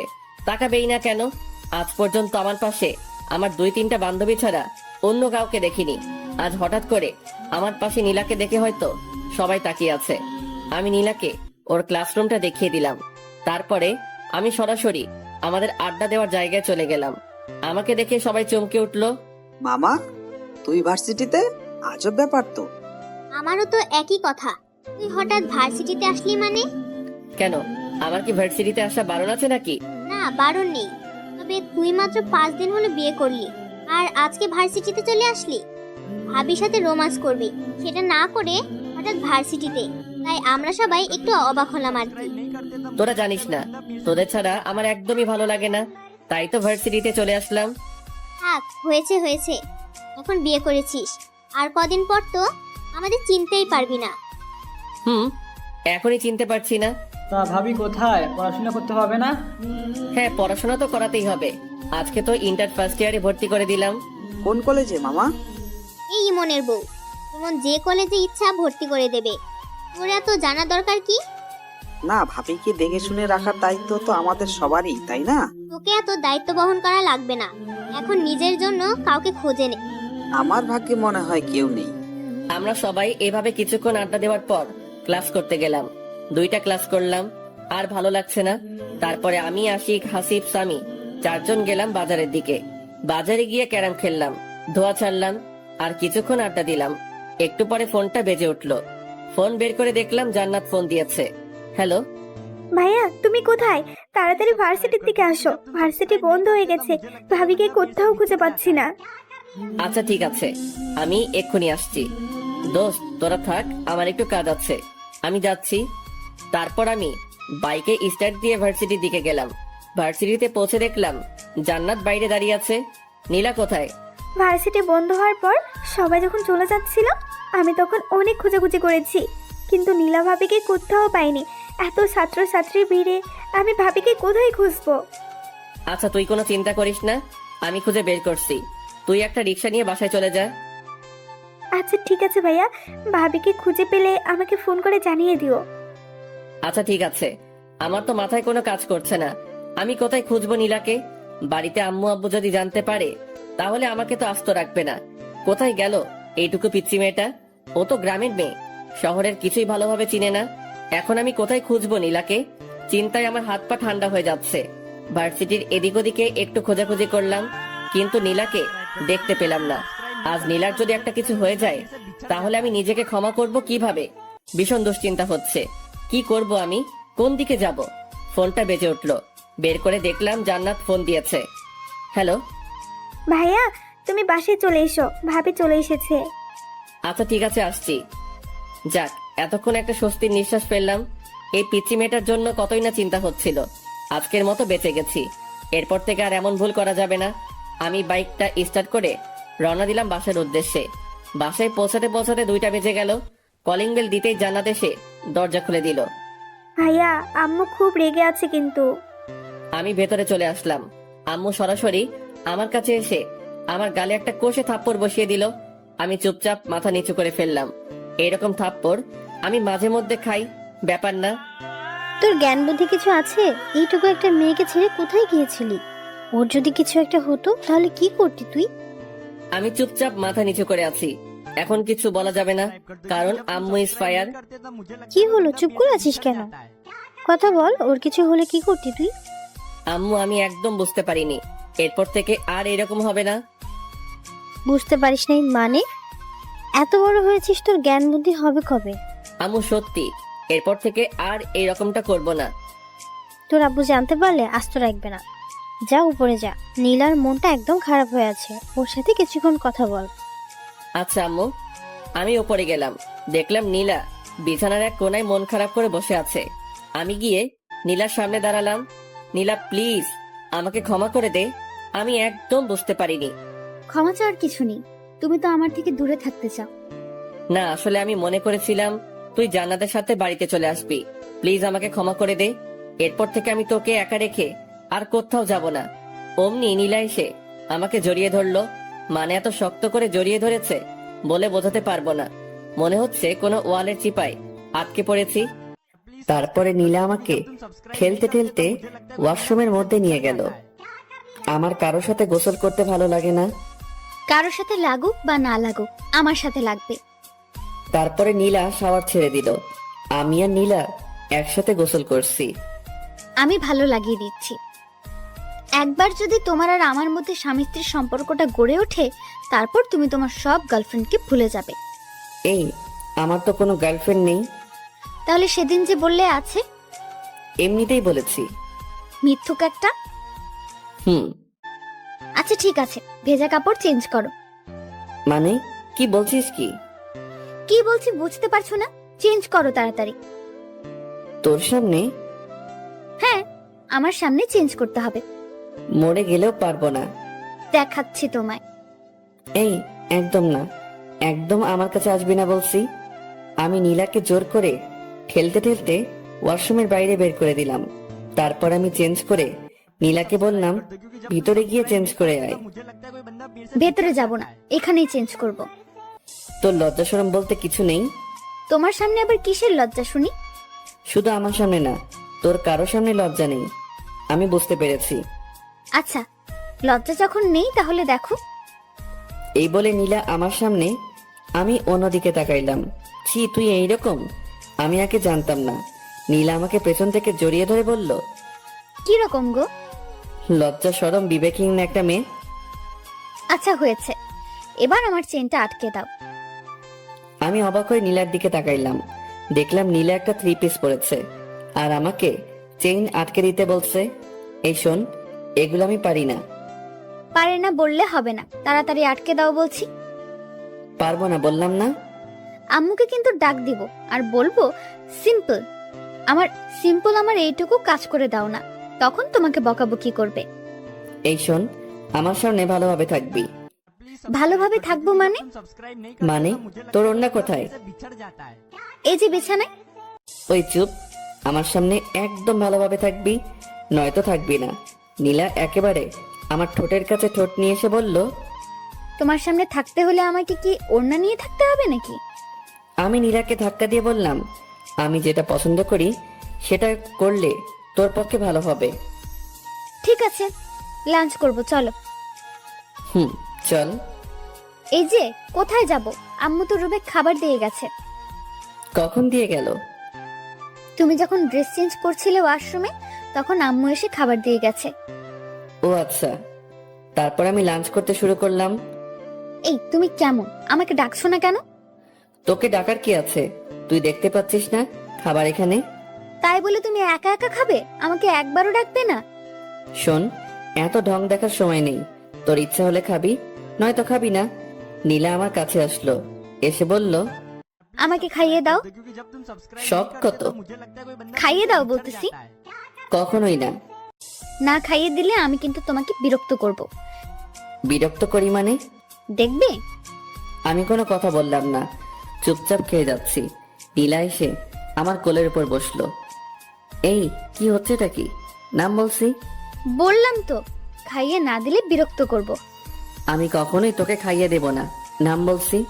না খাইয়ে দিলে আমিও নামবো না। শেষবারের মতো বলছি, নাম বলছি, না হলে কিন্তু ফেলে দেব। ফেলে দিলে তো আম্মু আছে, আম্মুকে ডাকবো, তারপর কি হবে বুঝতেই পারছো। কি করব? এমন দুষ্টু মেয়ে আমি কখনো দেখিনি। আচ্ছা ঠিক আছে, নাম, আমি খাইয়ে দিচ্ছি। প্রথমেই খাইয়ে দিতে বললাম, দিলে না। এখন আমিও নামবো না। যত তাড়াতাড়ি খাইয়ে দিবে তত তাড়াতাড়ি নামবো, আর না হলে দিও না। আমার তো থাকতে ভালোই লাগছে। আর কি করব?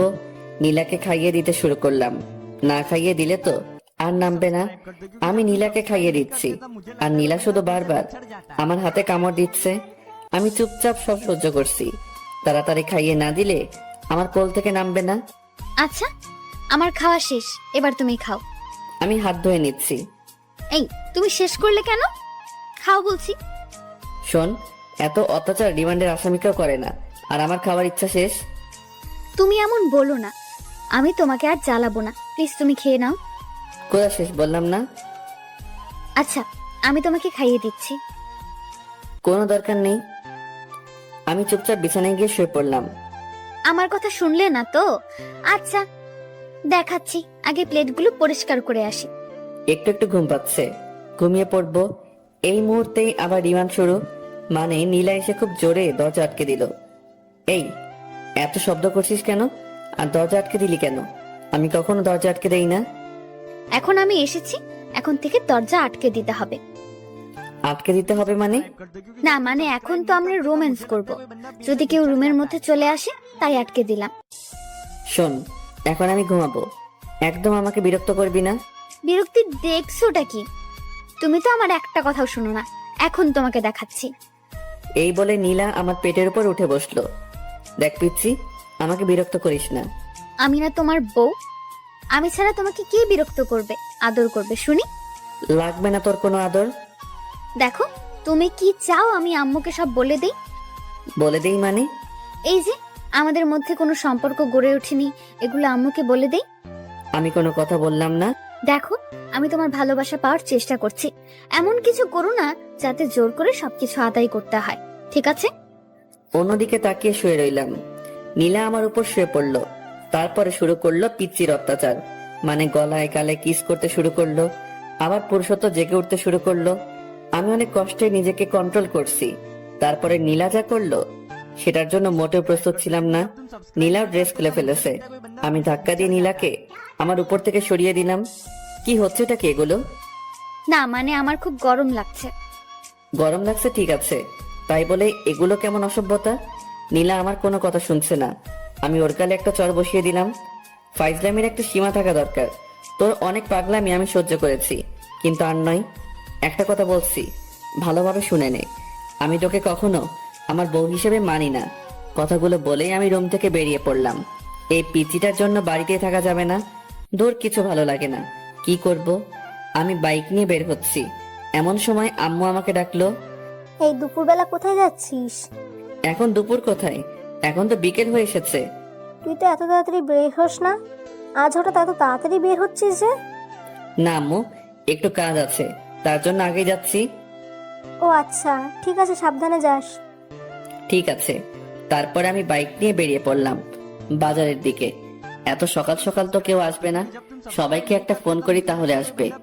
আমি সবাইকে ফোন দিয়ে বাজারে আসতে বললাম। আমি বাজারে পৌঁছাবার কিছুক্ষণ পর সবাই আসলো। তারপরে জমিয়ে আড্ডা দিতে শুরু করলাম। আজ একটু বেশি রাত করে ফেলেছি, মানে 10টা বেজে গেছে। হায় রে, ঘড়ির দিকে খেয়ালই করিনি। আজ যে বাড়িতে গেলে কি হবে? এমনিতেই দুপুরে আম্মু অনেক বকাবকি করেছে, তাড়াতাড়ি বাড়িতে যেতে হবে। আমি সবাইকে বাড়িতে যেতে বললাম। সবাই নিজ নিজ বাড়িতে চলে যাচ্ছি। বাড়িতে পৌঁছাতে আমার 10:30 বেজে গেছে। অনেক ভয়ে ভয়ে কলিং বেল দিলাম। আম্মু এসে দরজা খুলে দিল। আম্মু সরাসরি আমার কান ধরলো। এই বিলাই, কয়টা বাজে এখন? 10:30 আম্মু। খুব তো বড় গলায় বলেছিস 10:30। তোকে না আমি 9টার মধ্যে বাড়ি আসতে বলেছি? আসলে আব্বু আজকে একটু আশিকের বাসায় ছিলাম, তাই আস্তে আস্তে একটু দেরি হয়ে গেছে। আচ্ছা হয়েছে, যা ফ্রেশ হয়ে আয়, ডিনার করবি। ঠিক আছে আব্বু, আজকের মতো মিথ্যা বলে বেঁচে গেলাম। তারপরে আমি ফ্রেশ হয়ে ডিনার করতে আসলাম। এ কি, তুই একা আসলি যে? নীলাকে ডেকে আনলি না? আমি মনে করেছি ও নিচে আছে, আচ্ছা ডেকে আনছি। নীলাকে ডাকতে গেলাম, রুমের মধ্যে তো নীলাকে খুঁজে পাচ্ছি না। কোথায় গেল মেয়েটা? ওয়াশরুমে খুঁজলাম, নেই। তারপরে বেলকনিতে গেলাম, দেখলাম নীলা দাঁড়িয়ে আছে। নিচে চলো, আম্মু ডাকছে। আমার ক্ষুধা লাগেনি, আমি খাবো না। খাওয়ার জন্য নয়, তোকে ডাকছে। এই বলে আমি চলে আসলাম। নীলাও আমার পিছু পিছু আসলো। আম্মু, তুমি আমাকে ডেকেছো? অনেক রাত হয়েছে, আয় খেয়ে নে। আম্মু, আমার একদম ক্ষুধা লাগেনি। ক্ষুধা লাগেনি মানে? কি হয়েছে মা, বলতো? কই আম্মু, কিছু হয়নি তো। তোর মন খারাপ লাগছে? কি হয়েছে মা, আমাকে বল। না আম্মু, আমার কিছুই হয়নি, এমনিতেই ভালো লাগছে না। এদিকে আয় তো মা। আম্মু নীলাকে খাইয়ে দিতে শুরু করলো। আমি আর জান্নাত হা করে তাকিয়ে থাকলাম। না, হা করে তাকিয়ে থাকলে হবে না। দুপুরে একবার পিচিটার জন্য খেতে পারি নাই, এখন আমাকে খেতে হবে। অনেক ক্ষুধা লাগছে। ইমন শোন, কালকে বিকালে নীলাকে নিয়ে গিয়ে একটা ফোন কিনে দিস। ওর তো বাড়িতে কথা বলতে লাগে, আর ও তোকে ফোন দিয়ে তাড়াতাড়ি বাড়ি আসতে বলবে। তোকে তো ফোন না করলে তুই প্রত্যেক দিনই রাত 10টা বাজিয়ে দিস। ঠিক আছে আব্বু। তোর আম্মুর কাছ থেকে টাকা নিয়ে যাস। আচ্ছা। তারপরে আমি ডিনার শেষ করে রুমে গেলাম। একটু পর নীলা আসলো। নীলা এসে দরজা লক করে দিল। আমি নীলার দিকে তাকাইলাম, কিন্তু ও আমার দিকে তাকালো না। সোজাসুজি বিছানায় এসে অন্যদিকে ঘুরে শুয়ে পড়লো। আমার উপর অভিমান করে আছে হয়তো। তখন ওর গায়ে হাত তোলাটা ঠিক হয়নি। ওকে একবার সরি বলে দেখি। নীলা শোন। নীলা আমার দিকে ঘুরলো, কিন্তু তাকালো না। কিছু বলবে? না মানে দুপুরে তোর সাথে একটু বাড়াবাড়ি করা হয়ে গেছে, প্লিজ ক্ষমা করে দে। তুমি বাড়াবাড়ির কিছুই করনি, যা করেছো একদম ঠিক করেছো। নীলা প্লিজ এভাবে বলিস না, আমাকে ক্ষমা করে দে। না, ক্ষমার কিছুই নেই। আমারই তো সব দোষ। আমার কপালে তো স্বামীর ভালোবাসা নেই, আছে শুধু চট থাপ্পড় এগুলোই। আমার উচিত হয়নি জোর করে তোমার ভালোবাসা নেওয়াটা। পিচিটার কথায় কেমন যেন মায়া আছে। ওর কথা শুনে আমি বারবার মায়ায় পড়ে যাই। আমি কি বলবো ভেবে পাচ্ছি না। আমাকে কথা বলার সব রাস্তাই পিচ্চিটা বন্ধ করে দিল। আমি শুয়ে পড়লাম। একটু পর পর নীলার দিকে তাকাচ্ছি, কিন্তু ও আমার দিকে তাকাচ্ছে না। যে মেয়েটা সব সময় জড়িয়ে ধরতো, এটা করতো ওটা করতো, আর আজকে চুপচাপ শুয়ে আছে, ভাবা যায়? কিছুক্ষণ পর আমি ঘুমিয়ে পড়লাম। সকালে ঘুম ভাঙতে ভারী কিছু অনুভব করলাম। চোখ খুলে দেখলাম নীলা আমার বুকের উপরে উঠে ঘুমাচ্ছে। আমি বারবার অবাক হয়ে যাই। ঘুমের মধ্যে এই পিচ্চি মেয়েটা কি নাইবা করে ভেবে পাই না। নীলা ঘুমাচ্ছে, তাই আমি আর ওকে নামিয়ে দিলাম না। আমিও চোখ বন্ধ করে শুয়ে রইলাম। কিছুক্ষণ পর নীলার নড়াচড়া অনুভব করলাম। নীলার হয়তো ঘুমটা ভেঙে গেছে। নীলা আমাকে কয়েকটা কিস করে উঠে গেল। কি মেয়ে রে বাবা, কাল রাতে অভিমান করে আমার কাছে আসলো না, আবার আমি ঘুমানোর পর আমার বুকে আরো যে কিসব করে, এগুলো তো বলতে পারছি না। আমি কিছুক্ষণ পর উঠে শাওয়ার নিলাম, তারপর রুমে এসে একটু পড়তে বসলাম। অনেকক্ষণ পর নীলা এসে বলল, ব্রেকফাস্ট করবে চলো, আর কলেজে যাওয়ার সময় হয়ে গেছে। আমি নীলার পিছু পিছু ব্রেকফাস্ট করতে গেলাম। ব্রেকফাস্ট শেষ করে রুমে এসে ভার্সিটিতে যাওয়ার জন্য রেডি হচ্ছি। নীলাও এসে রেডি হচ্ছে, ও তো কলেজে যাবে। কিরে, অভিমান কমেনি? না, কমেনি। কিভাবে কমবে? একটা কিস করতে দিলে কমবে। একটাই তো। আচ্ছা ঠিক আছে, একটার বেশি করবি না কিন্তু। আমার কথা শেষ না করতেই নীলা আমার কাছে এসে রেডি। আই, তুমি একটু বিছানায় বসো, না হলে কিস করে শান্তি পাবো না। আমি বিছানায় বসলাম। একটার বেশি করবি না কিন্তু। নীলা আমার দিকে এগোতে থাকলো। আমি চোখ নিচু করলাম। মুহূর্তের মধ্যে নীলার ঠোঁট আমার ঠোঁটের সাথে মিশিয়ে দিল। আমি প্রথমে একটু ছাড়ানোর চেষ্টা করলাম, তারপরে নীলা আমার গলা জড়িয়ে ধরলো। কয়েকবার নিঃশ্বাস নিয়ে পুরো 5 থেকে 6 মিনিট আমার ঠোঁট দুটো নীলার আয়ত্তে ছিল। এটা কি করলি? কেন, একটা কিস করতে বললে তাই একটাই করলাম। তাই বলে এতক্ষণ? সর, এমনিতেই ব্রাশ করস নাই, তার উপর আবার কিস। তাড়াতাড়ি রেডি হবি, নয়তো তোকে রেখে ভার্সিটিতে চলে যাব। এই না না, আর একটু ওয়েট করো প্লিজ। এত সময় লাগে নাকি? এত কোথায়, এক্ষুনি তো রেডি হতে শুরু করলাম। তুমি তো একটু হেল্প করলেও পারো। পারি না, আমি নিচে আছি, তুই তাড়াতাড়ি আসবি কিন্তু। নিচে গিয়ে অপেক্ষা করছি, এদিকে জান্নাতেরও আসার কোনো নামগন্ধ নেই। এদের দুজনের জন্য আমার মেজাজটাই নষ্ট হয়ে যায়। এতক্ষণ লাগে নাকি রেডি হতে? কিছুক্ষণ পর নীলা আর জান্নাত আসলো। এ কি, তুই এখনো রেডি হস নাই কেন? আমি আজকে যাব না ভাইয়া। কেন, সমস্যা কি? না, সমস্যা নেই। আজকে আমার কোনো বান্ধবী আসবে না, ফোন করেছিল, তাই আমিও যাব না। আচ্ছা ঠিক আছে। আমি বাইক বের করে স্টার্ট দিলাম, নীলাকে বসতে বললাম। নীলা উঠে বসলো, বসার সাথে সাথে আমাকে জড়িয়ে ধরলো। এই কি হচ্ছে এইসব? পরে যাবো যে, তাই ধরলাম। পরে যাবি, ঠিক আছে। তাই বলে এভাবে ধরতে হবে নাকি? আমি তো পিচ্ছি একটা মেয়ে, এভাবে না ধরলে পড়ে যাব। তুমি চুপচাপ বাইক চালাও তো। তারপরে আমরা দুজন ভার্সিটিতে যেতে লাগলাম। রাস্তার সব মানুষজন আমাদের দিকে তাকাচ্ছে। আমি বাইক থামিয়ে হেলমেট পরলাম, তারপরে আবার যেতে শুরু করলাম। এই হঠাৎ হেলমেট পরলে যে? তুই যেভাবে জড়িয়ে রয়েছিস, মান সম্মান তো আর রাখবি না, তাই হেলমেট পরলাম, যাতে কেউ চিনতে না পারে। আমি আমার স্বামীকে জড়িয়ে ধরেছি, তাতে মানুষের কি? আমি কোনো কথা বললাম না, সোজাসুজি ভার্সিটির দিকে যেতে থাকলাম। আর এদিকে নীলা একটার পর একটা বকবক করেই যাচ্ছে। কিছুক্ষণ পর আমরা ভার্সিটিতে পৌঁছালাম। বাইক পার্ক করতে সবাই আমার দিকে অবাক দৃষ্টিতে তাকিয়ে আছে। পাশে সামি, আশিক, হাসিব, নাদিয়া, মিম, এরা সবাই ছিল। আমাদের দুজনকে দেখে ওরা একেবারে আমাদের কাছে চলে আসলো। মামা, একেবারে হিরো হিরোইনরা যেভাবে আসে ঠিক সেইভাবেই যে আসছিস ভার্সিটিতে। তাই নাকি? হিরো হিরোইন বানিয়ে দিলি? কেমন আছেন ভাবি? আলহামদুলিল্লাহ ভালো, আপনি? আমাদের আর ভালো থাকা। কেন ভাইয়া, কি হয়েছে? তুমি অত বুঝবে না, বড় হও। ও আচ্ছা। তুই এখন ক্লাসে যা। ওমা, তুই তো তোর বউয়ের সাথে তুই করে কথা বলিস, এটা কেমন অভ্যাস? তোকে এত বুঝতে হবে না, ও একটা পিচ্ছি, ওকে আমি যা বলবো ওকে তাই শুনতে হবে। এদিকে নীলা আমাকে আম্মুর ভয় দেখায়, আমাকেই ওর সব কথা শুনতে হয়। তাই বলে তুই তোর বউয়ের সাথে এইভাবে কথা বলতে পারিস না? চুপ থাক তুই। এই চল, প্রথম ক্লাস মিস করা যাবে না, প্রথমবার ক্লাস করছি, চল সবাই। আচ্ছা ঠিক আছে, চল। তারপর আমরা সবাই ক্লাস করতে গেলাম। নীলাও গেল ক্লাস করতে। আমরা দুইটা ক্লাস করে বাইরে এসে আড্ডা দিচ্ছি, আর নীলা ওদিকে ক্লাস করেই যাচ্ছে। চল বাজারের দিকে যাই, সিগারেট না খেয়ে মাথাটা কেমন চক্কর দিচ্ছে। তোরা না কোনো দিনও ভালো হবি না, বুঝলি? এই, আমি ভালো হয়ে গেছি। তুই ভালো হবি এটাও আমাকে বিশ্বাস করতে হবে। বিশ্বাস অবিশ্বাস তোর কাছে। আমি তো বাজারে যাব না, আর সিগারেটও খাবো না। হতেই পারে বিয়ের পরে তুই সিগারেট খাওয়া ছেড়েই দিতে পারিস, বউয়ের শাসন বলে কথা না রে। বউয়ের শাসন মানে? ওর মতো একটা পিচ্চি মেয়ে আমাকে শাসন করবে? তুই এটা কিভাবে বলতে পারলি?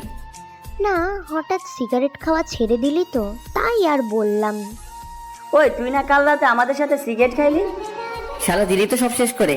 আমি এদেরকে কোন রকম বিশ্বাস করাচ্ছি যে আমি আর খাই না, আর তুই জল ঢেলে দিলি। আমি জানতাম ইমন কোনোদিনও সিগারেট খাওয়া ছাড়বে না, তাই কোনোদিনও ভালোও হবি না তুই, কুত্তা একটা। কি? আমাকে কুত্তা বললি? থাম, তোকে দেখাচ্ছি। এই বলে আমি নাদিয়াকে মারতে শুরু করলাম। ওর নরম গালে আস্তে আস্তে চর বসাতে ভালোই লাগে।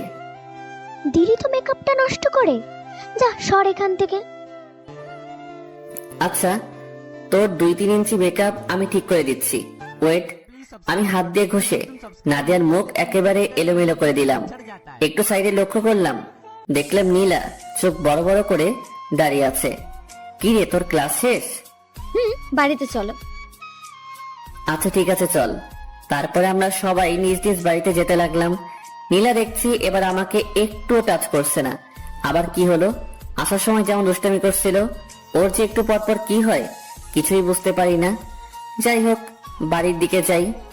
কিছুক্ষণ পর আমরা বাড়িতে পৌঁছলাম। কলিং বেল দিতেই আম্মু দরজা খুলে দিল। আম্মু, তোমার ছেলে আজকে ভার্সিটিতে খুব বাজে কাজ করেছে। কি করেছে রে?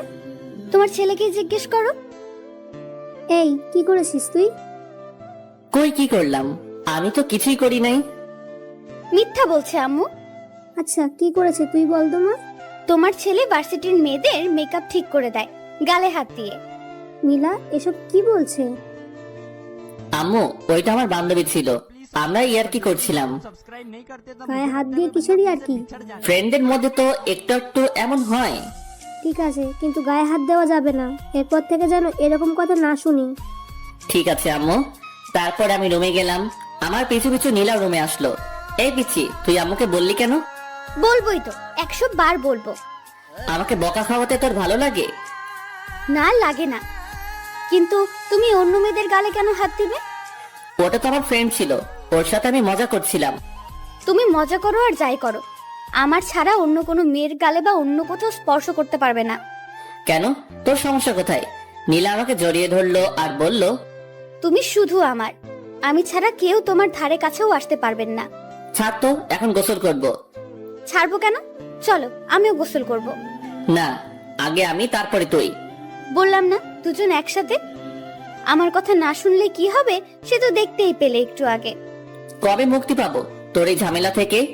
যেদিন আমাকে তোমার আপন করে নেবে সেদিনই তুমি মুক্তি পাবে। কোনোদিনও না। তাহলে কোনোদিনও মুক্তি পাবে না। আমি কোনো কথা না বলে ওয়াশরুমে গেলাম শাওয়ার নিতে। নীলাও আমার পিছু পিছু আসলো। আমি শাওয়ারটা ছেড়ে দিলাম। নীলা এসে আমাকে পেছন দিক থেকে জড়িয়ে ধরলো। গোসল করার সময় এগুলো কি ধরনের ফাজলামি? এগুলো ফাজলামি নয়, এগুলো ভালোবাসা। গোসল করার সময় কেউ ভালোবাসা প্রকাশ করে না। সবার সাথে আমার কোনো মিল নেই। আমার যখন যেটা ভালো লাগে আমি তখন সেটাই করি। তাহলে আমার সাথে কেন এগুলো করিস? তুই জানিস না কোনটা আমার ভালো লাগে আর কোনটা ভালো লাগে না? একবার আমাকে আপন করে নাও, তারপর থেকে তোমার সব কিছু ভালো লাগবে। ছাড়বি তুই আমাকে? একবার শক্ত করে জড়িয়ে ধরো, তাহলে ছাড়বো না। পারবো না, তাড়াতাড়ি ছাড় বলছি। আচ্ছা, এখন জোর করলাম না, কিন্তু লাঞ্চ করার পর আমাকে জড়িয়ে ধরবে, না হলে খবর আছে তোমার। তারপরে আমরা দুজন গোসল শেষ করলাম। এই, আমাকে একটু চিরুনি করে দাও না। মানে, আমি চিরুনি করতে পারি নাকি? পারবে, এদিকে এসো, একটু সাহায্য করো না। আমি কোনোদিনও কাউকে চিরুনি করে দেইনি। আজকে আমাকে দেবে, এসো প্লিজ প্লিজ প্লিজ। কি করব? এই প্রথম নীলার মাথায় চিরুনি করে দিলাম। নীলা তো মহা খুশি। তারপর আমরা দুজন লাঞ্চ করতে গেলাম। আমি, নীলা, আম্মু, জান্নাত একসাথে লাঞ্চ করলাম। আব্বু কাজের ব্যস্ততায় আসতে পারে নাই। আম্মু, আমাকে তোমার মতো রান্না শেখাবে? আচ্ছা শেখাবো, তুই আগে বড় হয়ে নে। আর কত বড় হব, তুমি আমাকে শিখিয়ে দেবে। আচ্ছা, তোকে সময় করে রান্না করা শেখাবো। আচ্ছা ঠিক আছে। ইমন, তোর আব্বু নীলাকে একটা ফোন কিনে দিতে বলেছে। আচ্ছা ঠিক আছে, একটা ফোন এনে দেব। ওকে নিয়ে যাবি, একটু তোর সাথে ঘুরবে। কিন্তু আম্মু। কোনো কিন্তু নয়, বিকালে দুজনে যাবি। আচ্ছা ঠিক আছে। তারপর আমি সবার আগে লাঞ্চটা শেষ করে রুমে গেলাম। কি করব আমি? নীলা খুব বাড়াবাড়ি করছে, ওকে নিয়ে আর পারছি না। আচ্ছা, ওকে কি কোনোভাবে ওর বাড়িতে পাঠিয়ে দেওয়া যায় না? দেখি কোনোভাবে সম্ভব হয় কিনা। অমনি নীলা রুমে আসলো, এসে দরজা আটকে দিল। আমি কোনো কথা বললাম না। ওর সাথে আমি কিছুতেই পেরে উঠছি না। কিভাবে পারবো? ও শুধু আম্মু আব্বুর ভয় দেখায়, আর আমি তো আম্মু আব্বুর বিরুদ্ধে যেতে পারবো না। কি ভাবছো গো? ভাবছি কিভাবে তোকে এই বাড়ি থেকে তাড়ানো যায়। বৃথা চেষ্টা করে কোনো লাভ নেই। নীলা আস্তে আস্তে আমার কাছে আসছে। আমি কিছু বলবো, অমনি নীলা আমার মুখটা চেপে ধরলো। একটা কথাও বলবে না, আমি যা করব সবকিছুই চুপচাপ সহ্য করবে। তাই বলে আমি চুপ করে আছি, আর এদিকে নীলা আমার উপর অত্যাচার চালাচ্ছে। কখনো লিপ কিস দিচ্ছে, কখনো গালে। একটা সময়ও থেমে থাকছে না। মেনে নিতেও পারছি না, ছেড়ে দিতেও পারছি না। কি করব? ঝুলন্ত অবস্থায় আছি। এভাবে বিকেল পর্যন্ত সহ্য করতে হলো নীলার পাগলামি। এইটুকু একটা পিচ্ছি মেয়ে এত কিছু বোঝে কিভাবে, আমি ভেবে পাই না। পিচ্ছি কিন্তু যেগুলো করে মনে হয় কত কত বছরের অভিজ্ঞতা। আমি বিছানা থেকে উঠে ফ্রেশ হতে গেলাম। ঠোঁটার গাল নীলা একেবারে শেষ করে দিয়েছে। এখন আমার যেতে হবে নীলাকে নিয়ে শপিং এ, ফোন কিনতে। এ তো আরেকটা ঝামেলা। এইটুকু একটা পিচ্ছি মেয়ের সাথে বেড়াতে আমার একদম ভালো লাগে না। আমি রুমে এসে ফোন টিপতে লাগলাম। আচ্ছা, আমি কি পরবো?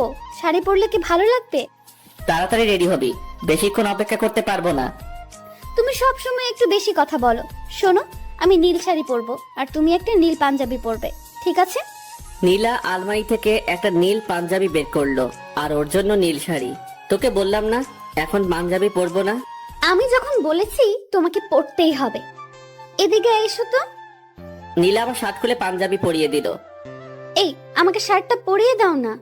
আমি পারি না, তুই একা একাই পড়, আমি বাইরে যাচ্ছি। এই, তোমাকে বাইরে যেতে বলেছি, এদিকে আসো। তুমি একটু শাড়ির কুচিটা ধরো। কি আর করব, আমি গিয়ে নীলা শাড়ির কুচিটা ধরলাম। এতক্ষণ লাগে নাকি শাড়ি পরতে? তাড়াতাড়ি পর বলছি। তাড়াতাড়ি করছি, একটু ওয়েট করো। আর কতক্ষণ লাগবে? এই তো হয়ে গেছে, এবার কুচিটা দিয়ে দাও। কি? আমি কখনোই পারবো না। তুমি পারবে, তোমার 14 গোষ্ঠী পারবে। তাহলে 14 গোষ্ঠীর কাছ থেকে পড়িয়ে নেব, আমি পারবো না। দাও বলছি, তুমি না ছেলে, এত ভয় কিসের তোমার? তাই বলে তোর ওখানে কুচি দিয়ে দেবো নাকি? দেরি হয়ে যাচ্ছে, তাড়াতাড়ি দাও। তারপর আমি কাঁপতে কাঁপতে নীলার কুচিটা দিয়ে দিলাম। নীলা আমার হাত ওর ওখানে চেপে ধরলো। আমি তো লজ্জায় একেবারে শেষ, কিছু বলতেও পারছি না, কিছু করতেও পারছি না, শুধু মাথা নিচু করে আছে। এদিকে নীলাও লজ্জায় লাল হয়ে আছে, কিছু বলতে পারছে না, শুধু মুচকি হাসছে। এভাবে নীরবময় কিছু মুহূর্ত কাটলো। কিছুক্ষণ পর আমি হাতটা সরিয়ে নিলাম আর অন্যদিকে তাকালাম।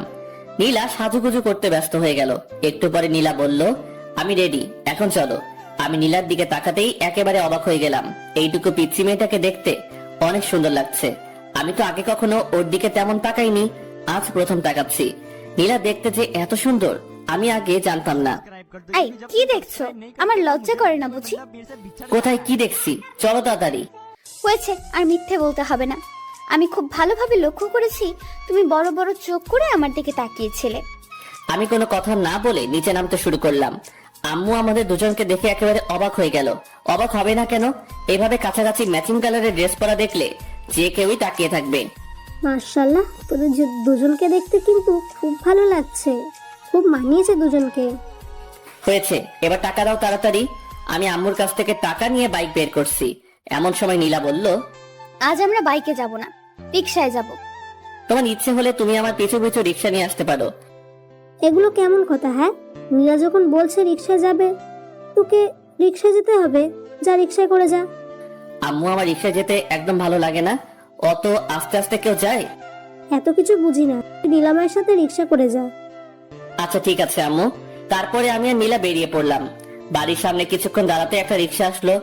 আমরা রিক্সায় উঠলাম। নীলা আমার কাঁধে মাথা রেখে বক বক করে যাচ্ছে।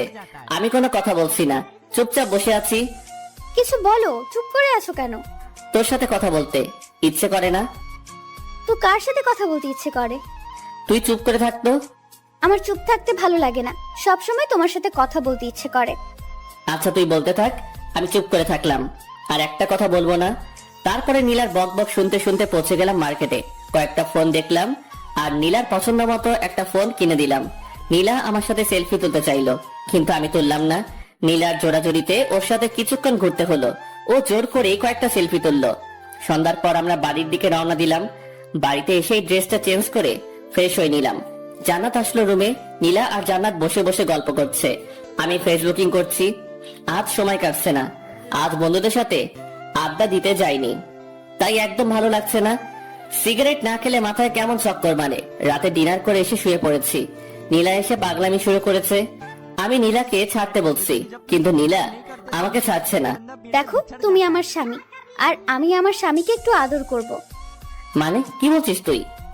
মানে আজকে আমাদের স্বামী স্ত্রীর সম্পর্ক গড়ে উঠবে। কখনোই না। তুমি আর কতদিন আমাকে কষ্ট দেবে?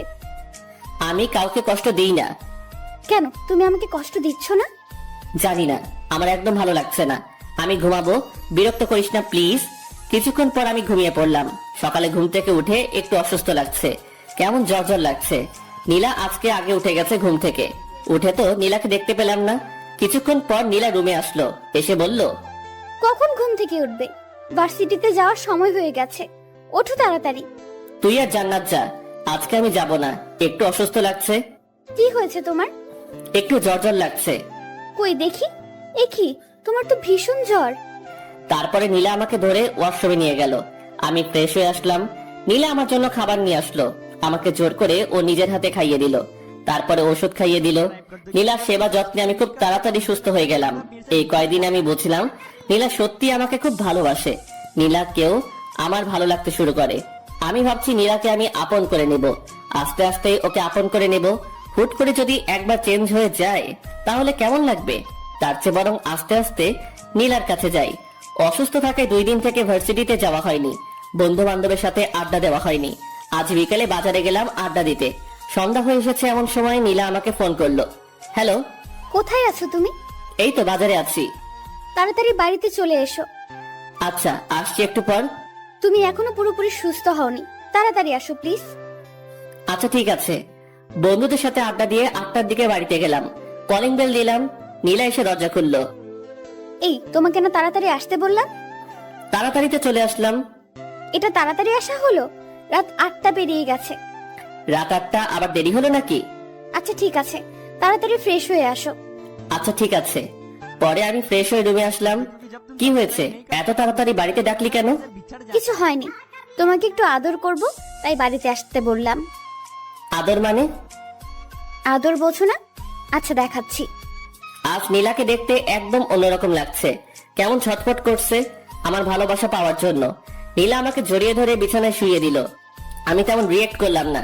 নীলা আস্তে আস্তে আমার খুব কাছে চলে আসলো। দুজনের নিঃশ্বাস দুজনের মুখের উপরে পড়ছে। আমি নীলার চোখের ভাষা বুঝতে পারলাম, কিন্তু ওর কাছে এগিয়ে গেলাম না। নীলা শুধু ছটফট করছে। আমি সবকিছু বুঝেও নীলার কাছ থেকে সরে গেলাম। আর কত কষ্ট দেবে আমাকে? একবার আসো আমার কাছে। আমি মনে মনে বলছি, হারে পিচ্ছি, আস্তে আস্তেই তোর খুব কাছে চলে যাব, আপন করে নেব তোকে। তুই শুধু একটু ধৈর্য ধর। কিছু বলছো না কেন? আমার কষ্টটা একবার বোঝার চেষ্টা করো। আমি কোনো কথা বললাম না। কি বলবো? আমি যে হঠাৎ করে নীলার কাছে যেতে পারছি না। নীলাকে খুব শক্ত করে জড়িয়ে ধরতে ইচ্ছে করলো। আলতো করে ওর কানের কাছে মুখ নিয়ে বলতে ইচ্ছে করলো, আমিও যে তোকে ভালোবাসি ফেলেছি পিচ্ছি। কিন্তু অজানা এক বাধায় সবকিছু আটকে গেল, কিছুই করতে পারলাম না। আম্মু এসে আমাদের ডিনার করার জন্য ডাকলো। আমি আর নীলা নিচে গেলাম ডিনার করতে। আব্বু চলে এসেছে। আমরা সবাই একসাথে ডিনার শেষ করলাম। রুমে এসে বসে আছি, মানে নীলার জন্য অপেক্ষা করছি। নীলা একটু পরে আসে। আম্মুকে মনে হয় একটু হেল্প করে, তাই আসতে একটু দেরি হয়। কিছুক্ষণ পর নীলা আসলো, হাতে 1 গ্লাস পানি আর ওষুধ নিয়ে। এখন আমার ওষুধ কেন? সুস্থ হলেও ওষুধ খেতে হয়। ওষুধ খেলে আর অসুস্থ হবে না, না হলে অসুস্থ হওয়ার সম্ভাবনা থাকে। আমি তো সুস্থ হয়ে গেছি। আমি একদম সুস্থ, এখন ওষুধ খাওয়া লাগবে না। বেশি কথা বলো না তো, দেখি আমি খাইয়ে দেই। তারপরে নীলা আমাকে ওষুধ খাইয়ে দিল। ওষুধ খাওয়ার সাথে সাথে আমার মাথাটা কেমন ঝিমঝিম করছে। বুঝলাম না নীলা আমাকে কি খাওয়ালো। কেমন অলসতা বিরাজ করতে শুরু করলো। মনে হচ্ছে নীলা হয়তো আমাকে ঘুমের ওষুধ খাওয়ালো। কিন্তু নীলা আমাকে ঘুমের ওষুধ খাওয়াতে যাবে কেন? নীলা আমার কাছে আসলো, এসে বলল, আজ তোমাকে আমি আপন করে নেব, কেউ আটকাতে পারবে না। আমি বুঝতে পারলাম নীলা আমাকে ঘুমের ওষুধ খাইয়েছে, কিন্তু নীলা আমার কাছে আসার জন্য এটা করতে পারলো? আমি কিছুই করতে পারছি না, ভীষণ ঘুম পাচ্ছে। নীলা আমার কাছে আসলো, এসে আমার শার্টটা খুলে দিল। নীলাকে আটকাতে পারছি না, মানে ঘুমের ওষুধ খাওয়ার পর আমি কোনো শক্তি পাচ্ছি না। নীলা আস্তে আস্তে আমার খুব কাছে চলে আসলো। আমি কিছুতেই মানতে পারছি না নীলা আমাকে ঘুমের ওষুধ খাইয়ে এগুলো করছে। তারপরে নীলা আমাকে কিস করতে শুরু করলো। আজ নীলার হাত থেকে আমার নিস্তার নেই, একেবারে শেষ করে ফেলবে। নীলা ওর ড্রেস খুলে ফেললো। এখন আমাদের দুজনের শরীরে একটা সুতা পর্যন্ত নেই। নীলা আমার খুব কাছে চলে আসলো। আমি নীলাকে আটকাতে পারলাম না, সবকিছু শেষ করে ফেললো। নীলার প্রতি আমার অনেক রাগ হলো। ও আমাকে ঘুমের ওষুধ খাইয়ে নীলাকে মারতে ইচ্ছে করছে, কিন্তু আমি উঠে বসার মতো শক্তি পাচ্ছি না। নীলা আমার উপরে শুয়ে আছে, একটু পর পর আমার দিকে তাকাচ্ছে। কিছুক্ষণ পর নীলা আমাকে বিছানা থেকে তুলে ওয়াশরুমে নিয়ে গেল। দুজনে একসাথে শাওয়ার নিলাম। শাওয়ার নেওয়ায় আমার ঘুম একেবারে ভেঙে গেল। আমার নিজের প্রতি অনেক রাগ হতে শুরু করলো। নীলা আমার সাথে এগুলো করলো, অথচ আমি ওকে আটকাতে পারলাম না। আমি ড্রেস চেঞ্জ করে রুমে চলে আসলাম। আজ নীলার খবর আছে, ও কি করলো আমার সাথে। নীলা ওয়াশরুম থেকে বেরিয়ে আসতে আমি ওকে একটা চড় বসিয়ে দিলাম। তুই এটা কি করলি আমার সাথে? যা করেছি একদম ঠিক করেছি, এটা ছাড়া আমার কোনো উপায় ছিল না। নীলার কথা শুনে আমার রাগ আরো বেড়ে গেল। আমি খাটের রেলিং খুলে নীলাকে মারতে শুরু করলাম। অনেক মারলাম নীলাকে, মারতে মারতে লোহার রেলিংটা ভেঙে ফেললাম। নীলা কাঁদতে কাঁদতে বলল, তোমাকে আপন করে নেওয়া কি আমার অপরাধ? আমি কি আমার স্বামীর ভালোবাসা কোনোদিনও পাবো না? কেন বিয়ে করেছো আমাকে? আমার কি একটা স্বপ্ন থাকতে পারে না? তুই আমার চোখের সামনে থেকে সর। তোর মতো পিচ্চি মেয়েকে আমার সহ্য হয় না। আমি কখনো তোকে বিয়ে করতে চাইনি। আম্মু আব্বু আমাকে জোর করে তোর সাথে বিয়ে দিয়েছে। আসলেও তো তোমাকে তো জোর করে বিয়ে দিয়েছে। জোর করে তো আর ভালোবাসা পাওয়া যায় না। আমি এটা ভুলেই গিয়েছিলাম। মুক্ত করে দিচ্ছি আমি তোমাকে, আর কখনো বিরক্ত করব না। চলে যাব আমি তোমার কাছ থেকে অনেক দূরে। আমাকে প্লিজ ক্ষমা করে দিও, আর কখনো তোমাকে এই পিচ্চির জ্বালা সহ্য করতে হবে না। মুক্ত করে দিলাম, খুব ভালোবাসি তোমায়। আমি কোনো কথা বললাম না। নিজের প্রতি নিজেরই ঘৃণা জন্মালো। আমি নীলা কি মারলাম? কি করে ওর মতো একটা পিচি মেয়েকে মারতে পারলাম? খুব ভুল করে ফেললাম আমি। এক্ষুনি ওর কাছ থেকে ক্ষমা চেয়ে নেব, আর ওকে আমার বইয়ের মর্যাদা দেব। আমি পিছনে তাকাতেই নীলাকে দেখতে পেলাম না। বুকের মধ্যে কেমন ধুপ করে উঠল। রুমের মধ্যে নীলাকে খুঁজলাম, কিন্তু পেলাম না। ওয়াশরুমে গেছে হয়তো। ওয়াশরুমে গেলাম, কিন্তু নীলাকে পেলাম না। কোথায় গেল নীলা?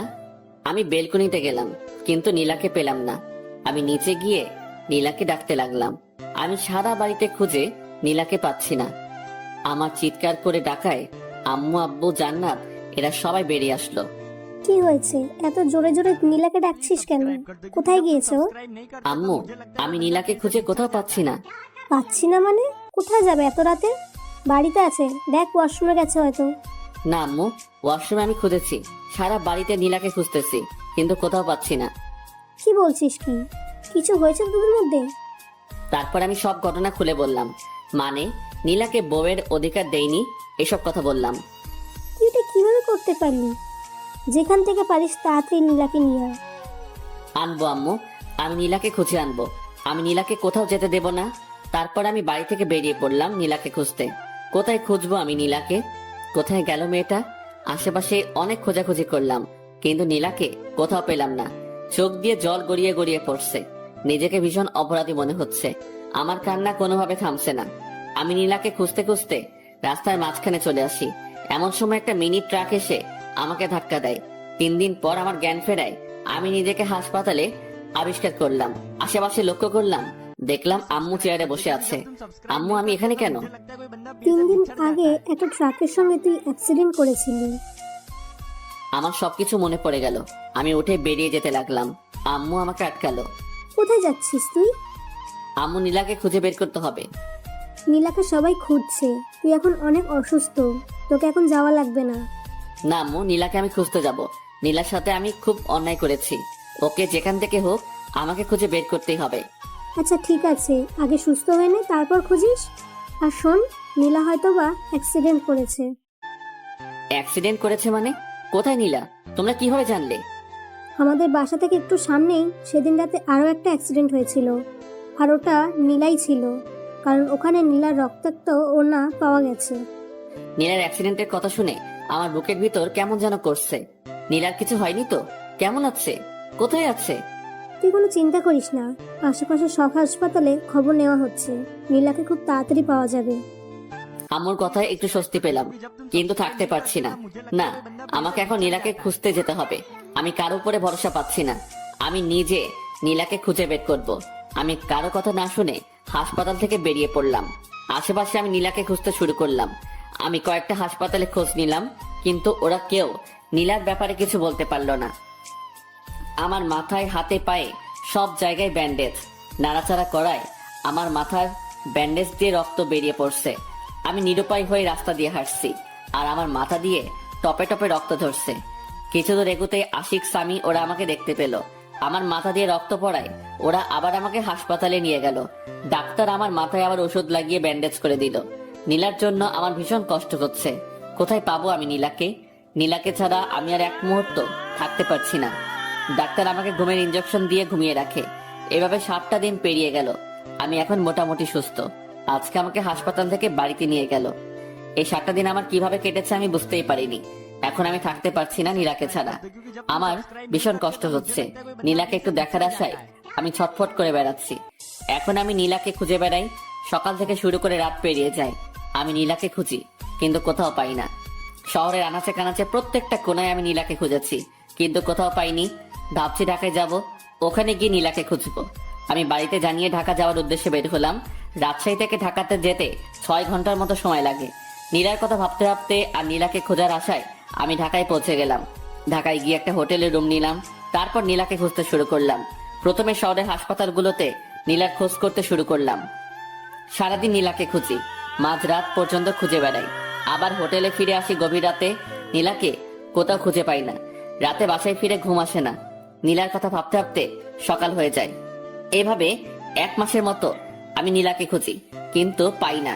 1 মাস নিয়মিত ঘুম না পারায় আমি একটু অসুস্থ হয়ে পড়লাম।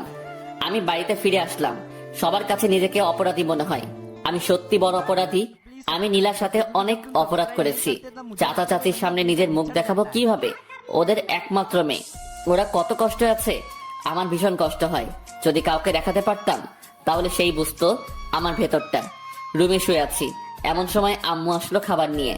ঢাকায় গিয়ে তো নিজের শরীরের অবস্থা একেবারে শেষ করে ফেলেছিস। শোন, যা হয়েছে সেটা তোর ভাগ্য ছিল।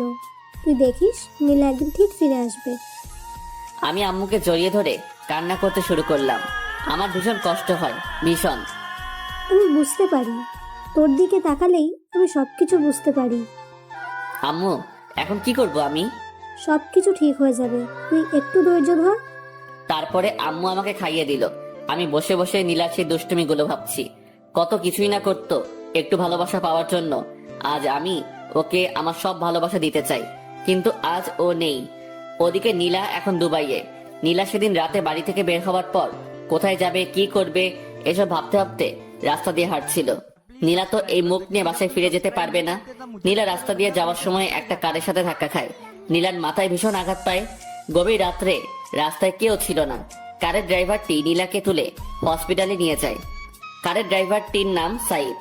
সাইদ নীলাকে হসপিটালে নিয়ে যাওয়ায় নীলাকে হালকা চিকিৎসা দেয়। ডাক্তার বলেন রোগীর মাথায় ভীষণ আঘাত লেগেছে, একটা অপারেশন করাতে হবে। আর আমরা এই গুরুত্বপূর্ণ অপারেশনটি করতে পারবো না। রোগীকে উন্নত চিকিৎসার জন্য ঢাকায় নিয়ে গেলে ভালো হয়। আর অপারেশনটা যত তাড়াতাড়ি হবে রোগীর জন্য ততই ভালো। অপারেশনে যদি কোনো ত্রুটি হয় তাহলে রোগীর স্মৃতিশক্তি হারিয়ে যেতে পারে। এমন সময় সাইদ পড়ল ভীষণ বিপদে।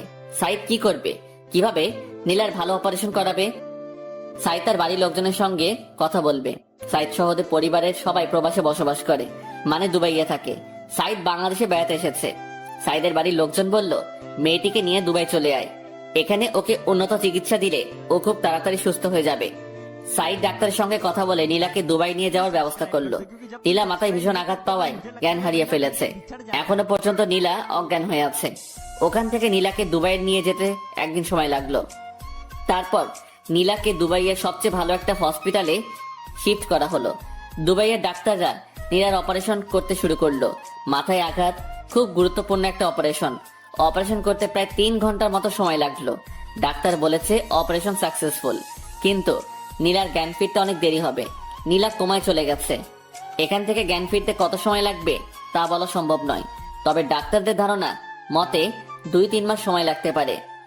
এদিকে 1 মাস পেরিয়ে গেছে। আমি নীলাকে শহরের আনাচে কানাচে খুঁজে বেড়াই। কেউ নীলার একটু খোঁজও দিতে পারে না। রাত দিন এক করে আমি নীলাকে খুঁজে বেড়াই। আশা একটাই, নীলাকে আমি একদিন ঠিক খুঁজে পাবো। আব্বু পুলিশকে জানিয়েছিল। পুলিশেরও নীলাকে অনেক খোঁজার ব্যবস্থা করেছে, কিন্তু তারাও ব্যর্থ। এইভাবে নীলাকে খুঁজতে খুঁজতে আর বুকে কষ্টের পাহাড় জমিয়ে থাকতে থাকতে আরো 2টা মাস কেটে গেল। আজ 3 মাস পেরিয়ে গেল, নীলার কোনো খবর নেই। আমি এখনো নীলাকে খুঁজে বেড়াই। একদিন লাঞ্চ করছি, এমন সময় আম্মু বলল, দেখ, নীলাকে তো অনেক খুঁজলি, কোথাও পেলি না। ভাগ্যে থাকলে একদিন নীলা ঠিক ফিরে আসবে। তার চেয়ে বরং তুই আবার ভার্সিটিতে যা, ক্লাস কর, তোর সময় কেটে যাবে। আচ্ছা আম্মু, কালকে থেকে ভার্সিটিতে যাব। ওদিকে 3 মাস পর নীলার জ্ঞান ফিরল। ডাক্তাররা আগে থেকে বলেছিল যে আজকে বিকেল 3টা-4টার মধ্যে নীলার জ্ঞান ফেরার সম্ভাবনা রয়েছে। তাই সাইদ সহ ওর আব্বু আম্মু ওরা হসপিটালে এসে বসে থাকে নীলার জ্ঞান ফেরার আশায়। নীলার জ্ঞান ফিরে এসে দেখলো সে একটা হসপিটালে। আশেপাশে লক্ষ্য করতে দেখলো 3 জন বসে আছে। আমি এখানে কেন? আপনি এখন দুবাইয়ে আছেন। 3 মাস আগে আমার কারের সঙ্গে আপনার অ্যাক্সিডেন্ট হয়, আর আপনাকে উন্নত চিকিৎসার জন্য দুবাইয়ে আনা হয়। নীলার আস্তে আস্তে সবকিছু মনে পড়ে গেল। সাইদের মা নীলাকে উদ্দেশ্য করে বলল, কি নাম তোমার? আমার নাম নীলা। তোমার কি বাসার কথা কিছু মনে পড়েছে? হ্যাঁ, আমার সবকিছু মনে পড়ছে। খুব ভালো, তুমি কোনো চিন্তা করো না, তোমাকে তোমার বাসায় পৌঁছে দেওয়া হবে। নীলা মুখ গোমরা করলো। কি তোমার বাসার কথা বলায় তুমি মন খারাপ করলে কেন? কি হয়েছে? তোমার সবকিছু আমাকে খুলে বলো। তারপরে নীলা সবকিছু খুলে বলল। বুঝলাম, ছেলেটি এত খারাপ, তোমাকে এভাবে কষ্ট দিল। না, ওকে খারাপ বলবেন না, যতই হোক ও আমার স্বামী। এত কিছুর পরও তুমি ওকে স্বামী বলছো? হাজার অপরাধ করলেও আমার স্বামী, আমি ওকে ভীষণ ভালোবাসি। তাহলে তুমি এখন তোমার স্বামীর কাছে ফিরে যাও, এটাই তোমার জন্য ভালো হবে। না, ও আমাকে মেনে নেবে না, কারণ আমি অনেক পিচ্ছি। ও পিচ্ছি মেয়েদের পছন্দ করে না। তাহলে তুমি এখন কি করবে? যেদিকে দু চোখ যায় চলে যাব, কিন্তু আমি ওর কাছে কখনোই ফিরে যাব না। আচ্ছা, আজ থেকে তুমি আমার বাসায় থাকবে। আমার কোনো মেয়ে নেই, তুমি আজ থেকে আমার বাড়ির মেয়ে। নীলা কাঁদতে কাঁদতে আন্টিকে জড়িয়ে ধরলো। আন্টি, তোমরা খুব ভালো, খুব ভালো। আচ্ছা, আমাকে আন্টি বলে ডাকবে না, আজ থেকে আমাকে আম্মু বলে ডাকবে, ঠিক আছে? ঠিক আছে আম্মু। আরো 7 দিন পর নীলা পুরোপুরি সুস্থ হওয়ায় নীলাকে সাইদের বাসায় নিয়ে যাওয়া হলো। নীলা এখন নতুন বাবা মা পেল। এদিকে আমি ভার্সিটিতে যাওয়া শুরু করেছি। ভার্সিটিতে গিয়ে নিয়মিত ক্লাস করি। নীলার স্মৃতি আঁকড়ে আজও নীলাকে খুঁজে বেড়াই। নীলা সেই রক্তমাখা ওড়নাটা এখনো আমার কাছে আছে। ওড়নাটা সব সময় আমার কাছে রাখি। সেই রক্তমাখা ওড়না, এখন তো আর রক্ত নেই, সাদা ওড়না, লাল লাল সব দাগ আছে। সাইদের বাবার একটা নিজস্ব কোম্পানি আছে। নীলা সব সময় বাড়িতে বসে থাকে, তাই নীলা ওর নতুন আম্মুকে অনেক বুঝিয়ে ওদের কোম্পানিতে যায়। ওখানে নীলাকে সবাই ম্যাডাম বলে সম্মান দেয়। নীলার এগুলো শুনতে খুব ভালো লাগে, তাই নীলা নিয়মিত অফিসে গিয়ে বসে থাকে।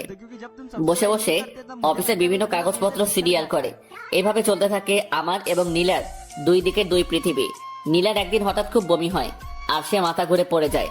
ডাক্তার নীলাকে চেক আপ করে বলে নীলা প্রেগনেন্ট। সেদিন রাতে আমাদের মিলন হয়, যার ফলে নীলা আজ প্রেগনেন্ট। নীলার বাচ্চাটিকে নষ্ট করে ফেলতে বলি, কিন্তু নীলা রাজি হয় না। নীলা মনে মনে ভীষণ খুশি। নীলা প্রেগনেন্ট এটা শুনে নীলা খুশি। মেয়েরা প্রেগনেন্টের কথা শুনলে এমনিতে অনেক খুশি হয়। নীলার আম্মু নীলাকে অনেক সেবা যত্ন করে। এদিকে আমার অনার্স 2য় বর্ষের পরীক্ষা শুরু হয়ে যায়। আমি ঠিক মতো পরীক্ষা দেই। পরীক্ষা শেষ হতে 2 মাসের মতো সময় লাগলো। দেখতে দেখতে আরো 4টা মাস কেটে গেল। আমি এখন অনার্স 3য় বর্ষে উঠে গেছি। সময় আমার কিছুতেই কাটে না। নীলার স্মৃতি আঁকড়ে এখনো বেঁচে আছি। ওদিকে নীলা প্রেগনেন্ট প্রায় 10 মাস হয়ে এসেছে। নীলাকে একটা হসপিটালে ভর্তি করানো হয়েছে। নীলা মা হতে চলেছে। নীলার মধ্যে এক অন্যরকম খুশি বিরাজ করছে। ডাক্তারের পরামর্শ অনুযায়ী দুপুরের দিকে নীলা সার্জারি করা হয়। আলহামদুলিল্লাহ, পুত্র সন্তান, মা ছেলে দুজনেই সুস্থ আছে। নীলা তার বাচ্চাকে পেয়ে অনেক খুশি। এদিকে আমি আজকে ভার্সিটিতে যাইনি। মনের মধ্যে কেমন যেন করছে। আসলে রক্তের টান থাকলে যেটা হয়, আজকে খুব শুধু নীলার কথা মনে পড়ছে। এভাবে চলতে চলতে আরো 3টা বছর কেটে যায়। আমার বিসিএস কমপ্লিট। আম্মু আব্বু আমাকে কোনো চাকরি বাকরি করতে দেয়নি। নিজেদের ব্যবসা সামলাতে হবে। নীলার কথা সবাই ভুলে গেছে, মানে সবাই মেনে নিয়েছে যে নীলা মারা গেছে। আম্মু আব্বু আমাকে আবার বিয়ে দিতে চেয়েছে, কিন্তু আমি বিয়ে করিনি। আসলে বিয়ে করার কোনো ইচ্ছাই নেই। নীলার স্মৃতি আঁকড়ে ধরে বেঁচে আছি, যদিও কাউকে বুঝতেই দেই না যে আমি আজও নীলাকে ভালোবাসি। এখন আমি অফিসে যাই, আব্বুর ব্যবসা সামলাই। আমাদের একটা ছোটখাটো কোম্পানি আছে। আব্বু এবং তার বন্ধু মিলে কোম্পানিটা চালায়। আমিও অফিসে গিয়ে অফিসিয়াল কিছু কাজ করি। রাতে ডিনার করছি, এমন সময় আম্মু বলল, তোর আবার বিয়ে দেবো, তোর জন্য মেয়ে খুঁজছি। দেখো আম্মু, এর আগে তোমাদের ইচ্ছায় বিয়ে করেছিলাম। এখন প্লিজ একটা রিকোয়েস্ট করছি, আমাকে আর বিয়ের কথা বলো না। আমি আর জীবনেও বিয়ে করব না। আমরা না এখন বুড়ো হয়ে যাচ্ছি, আমাদের কি নাতি নাতনির মুখ দেখার ইচ্ছে নেই? নাতি নাতনির মুখ দেখার ইচ্ছা থাকলে তোমাদের মেয়েকে বিয়ে দাও, আমাকে কখনো বিয়ের কথা বলবেন না। আর কেউ কোনো কথা বললো না। আমি ডিনার শেষ করে রুমে গিয়ে শুয়ে পড়লাম। ওদিকে দুবাইয়ে নীলা কাটাচ্ছে অপূর্ণ এক জীবন। মানে নীলার ছেলে আছে কিন্তু স্বামী নেই। নীলার ছেলের নাম রেখেছে জিসান। ওর বয়স এখন 3 বছর। নীলাও এখন আমার কাছে ফিরে আসতে চায়, কিন্তু ভয় একটাই, আমি যদি নীলাকে মেনে না নেই। নীলা নিজের মা বাবাকে ছেড়ে চলে গেছে শুধু আমার জন্য। মেয়েটা তো অনেক কষ্ট সহ্য করে আজও টিকে আছে। জিসান তার আব্বুর ভালোবাসা থেকে বঞ্চিত। নীলা জিসানকে বুঝতে দেয় না যে তার আব্বু নেই। জিসান ওর আব্বুর কথা জিজ্ঞাসা করলে নীলা বলে, আমি তোর আব্বু, আমি তোর আম্মু। সাইদের দুবাইয়ের কোম্পানির সাথে আমাদের কোম্পানির একটা ডিল হয়। 2 কোম্পানি থেকে একটা মিটিং করার সিদ্ধান্ত হয়। আর মিটিংটা আমাদের দেশে হবে এটা নির্ধারণ করা হয়। সাইদ গিয়ে নীলাকে বলে, বাংলাদেশের একটা কোম্পানির সঙ্গে আমাদের একটা মিটিং আছে, আমরা বাংলাদেশে যাব, তুমি আমাদের সাথে যাবে? না, আমি বাংলাদেশে যাব না। বাংলাদেশেই তো যাচ্ছি, তোমাদের বাড়িতে তো না। আমরা গিয়ে ওখানে একটা মিটিং করব আর ওখানে 1 মাস থাকবো। ভাবছি আব্বু আম্মু ওদেরকে নিয়ে যাব, তাই বলছি তুমিও আমাদের সাথে চলো। হ্যাঁ নীলা, তুমিও আমাদের সাথে যাবে, আমরা বাংলাদেশ থেকে ঘুরে আসি। আচ্ছা, তোমরা যখন বলছো তাহলে যাব। আচ্ছা ঠিক আছে, সামনের ফ্রাইডেতে আমাদের ফ্লাইট। তারপর শুক্রবারের ফ্লাইটে নীলা, জিসান, সাইদ, সাইদের আম্মু আব্বু সহ অফিসের কিছু লোকজন ওরা সবাই বাংলাদেশে চলে আসে। ওরা এসে একটা হোটেলে বুকিং হয় আর মিটিংটা হবে আমাদের কোম্পানিতে। 2 দিন রেস্ট নেওয়ার পর আমাদের কোম্পানিতে সাইদ, সাইদের আব্বু, নীলা আর কোম্পানির লোকজন ওরা মিটিং করতে আসে। আমরা একটা প্রজেক্টের ডিল নিয়ে মিটিং করব। আমি আব্বু খুব তাড়াতাড়ি অফিসে চলে আসি। অফিসের আরো লোকজন নিয়ে আমরা মিটিং করার জন্য প্রস্তুতি নেই। মিটিং 10টায় শুরু হয়। 2 কোম্পানির প্রায় 20 জন নিয়ে মিটিং করা হয়। আমরা মিটিং শুরু করার আগেই সবার সাথে হ্যান্ডশেক করতে গেলাম। সবার সাথে হ্যান্ডশেক করছি আর নিজেদের নাম বলছি। সাইদের সঙ্গে হ্যান্ডশেক করতে গেলাম, ইমন ইসলাম।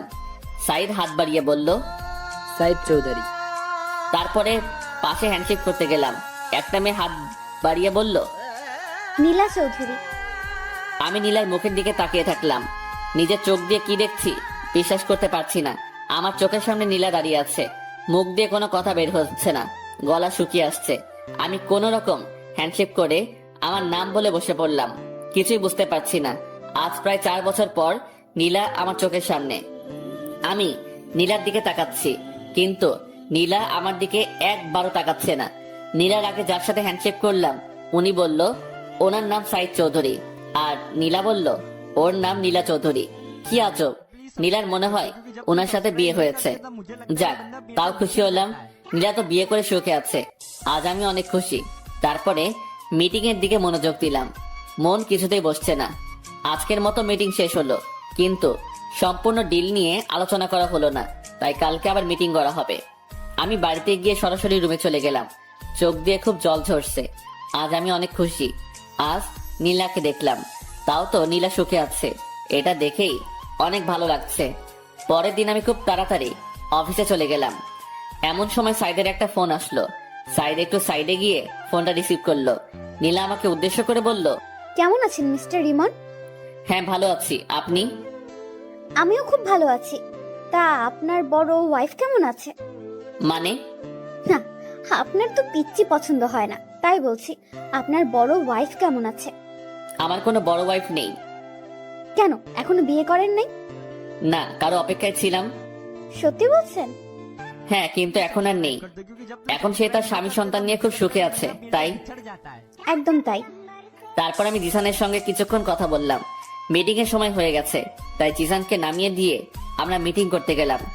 জিসানকে নীলা ওর ফোন দিয়ে পাশের একটা রুমে বসিয়ে দিল। জিসান সম্ভবত ফোনে গেম খেলছে। আমরা সবাই মিটিং করতে বসলাম। প্রজেক্ট নিয়ে বিভিন্ন আলাপ আলোচনা করলাম।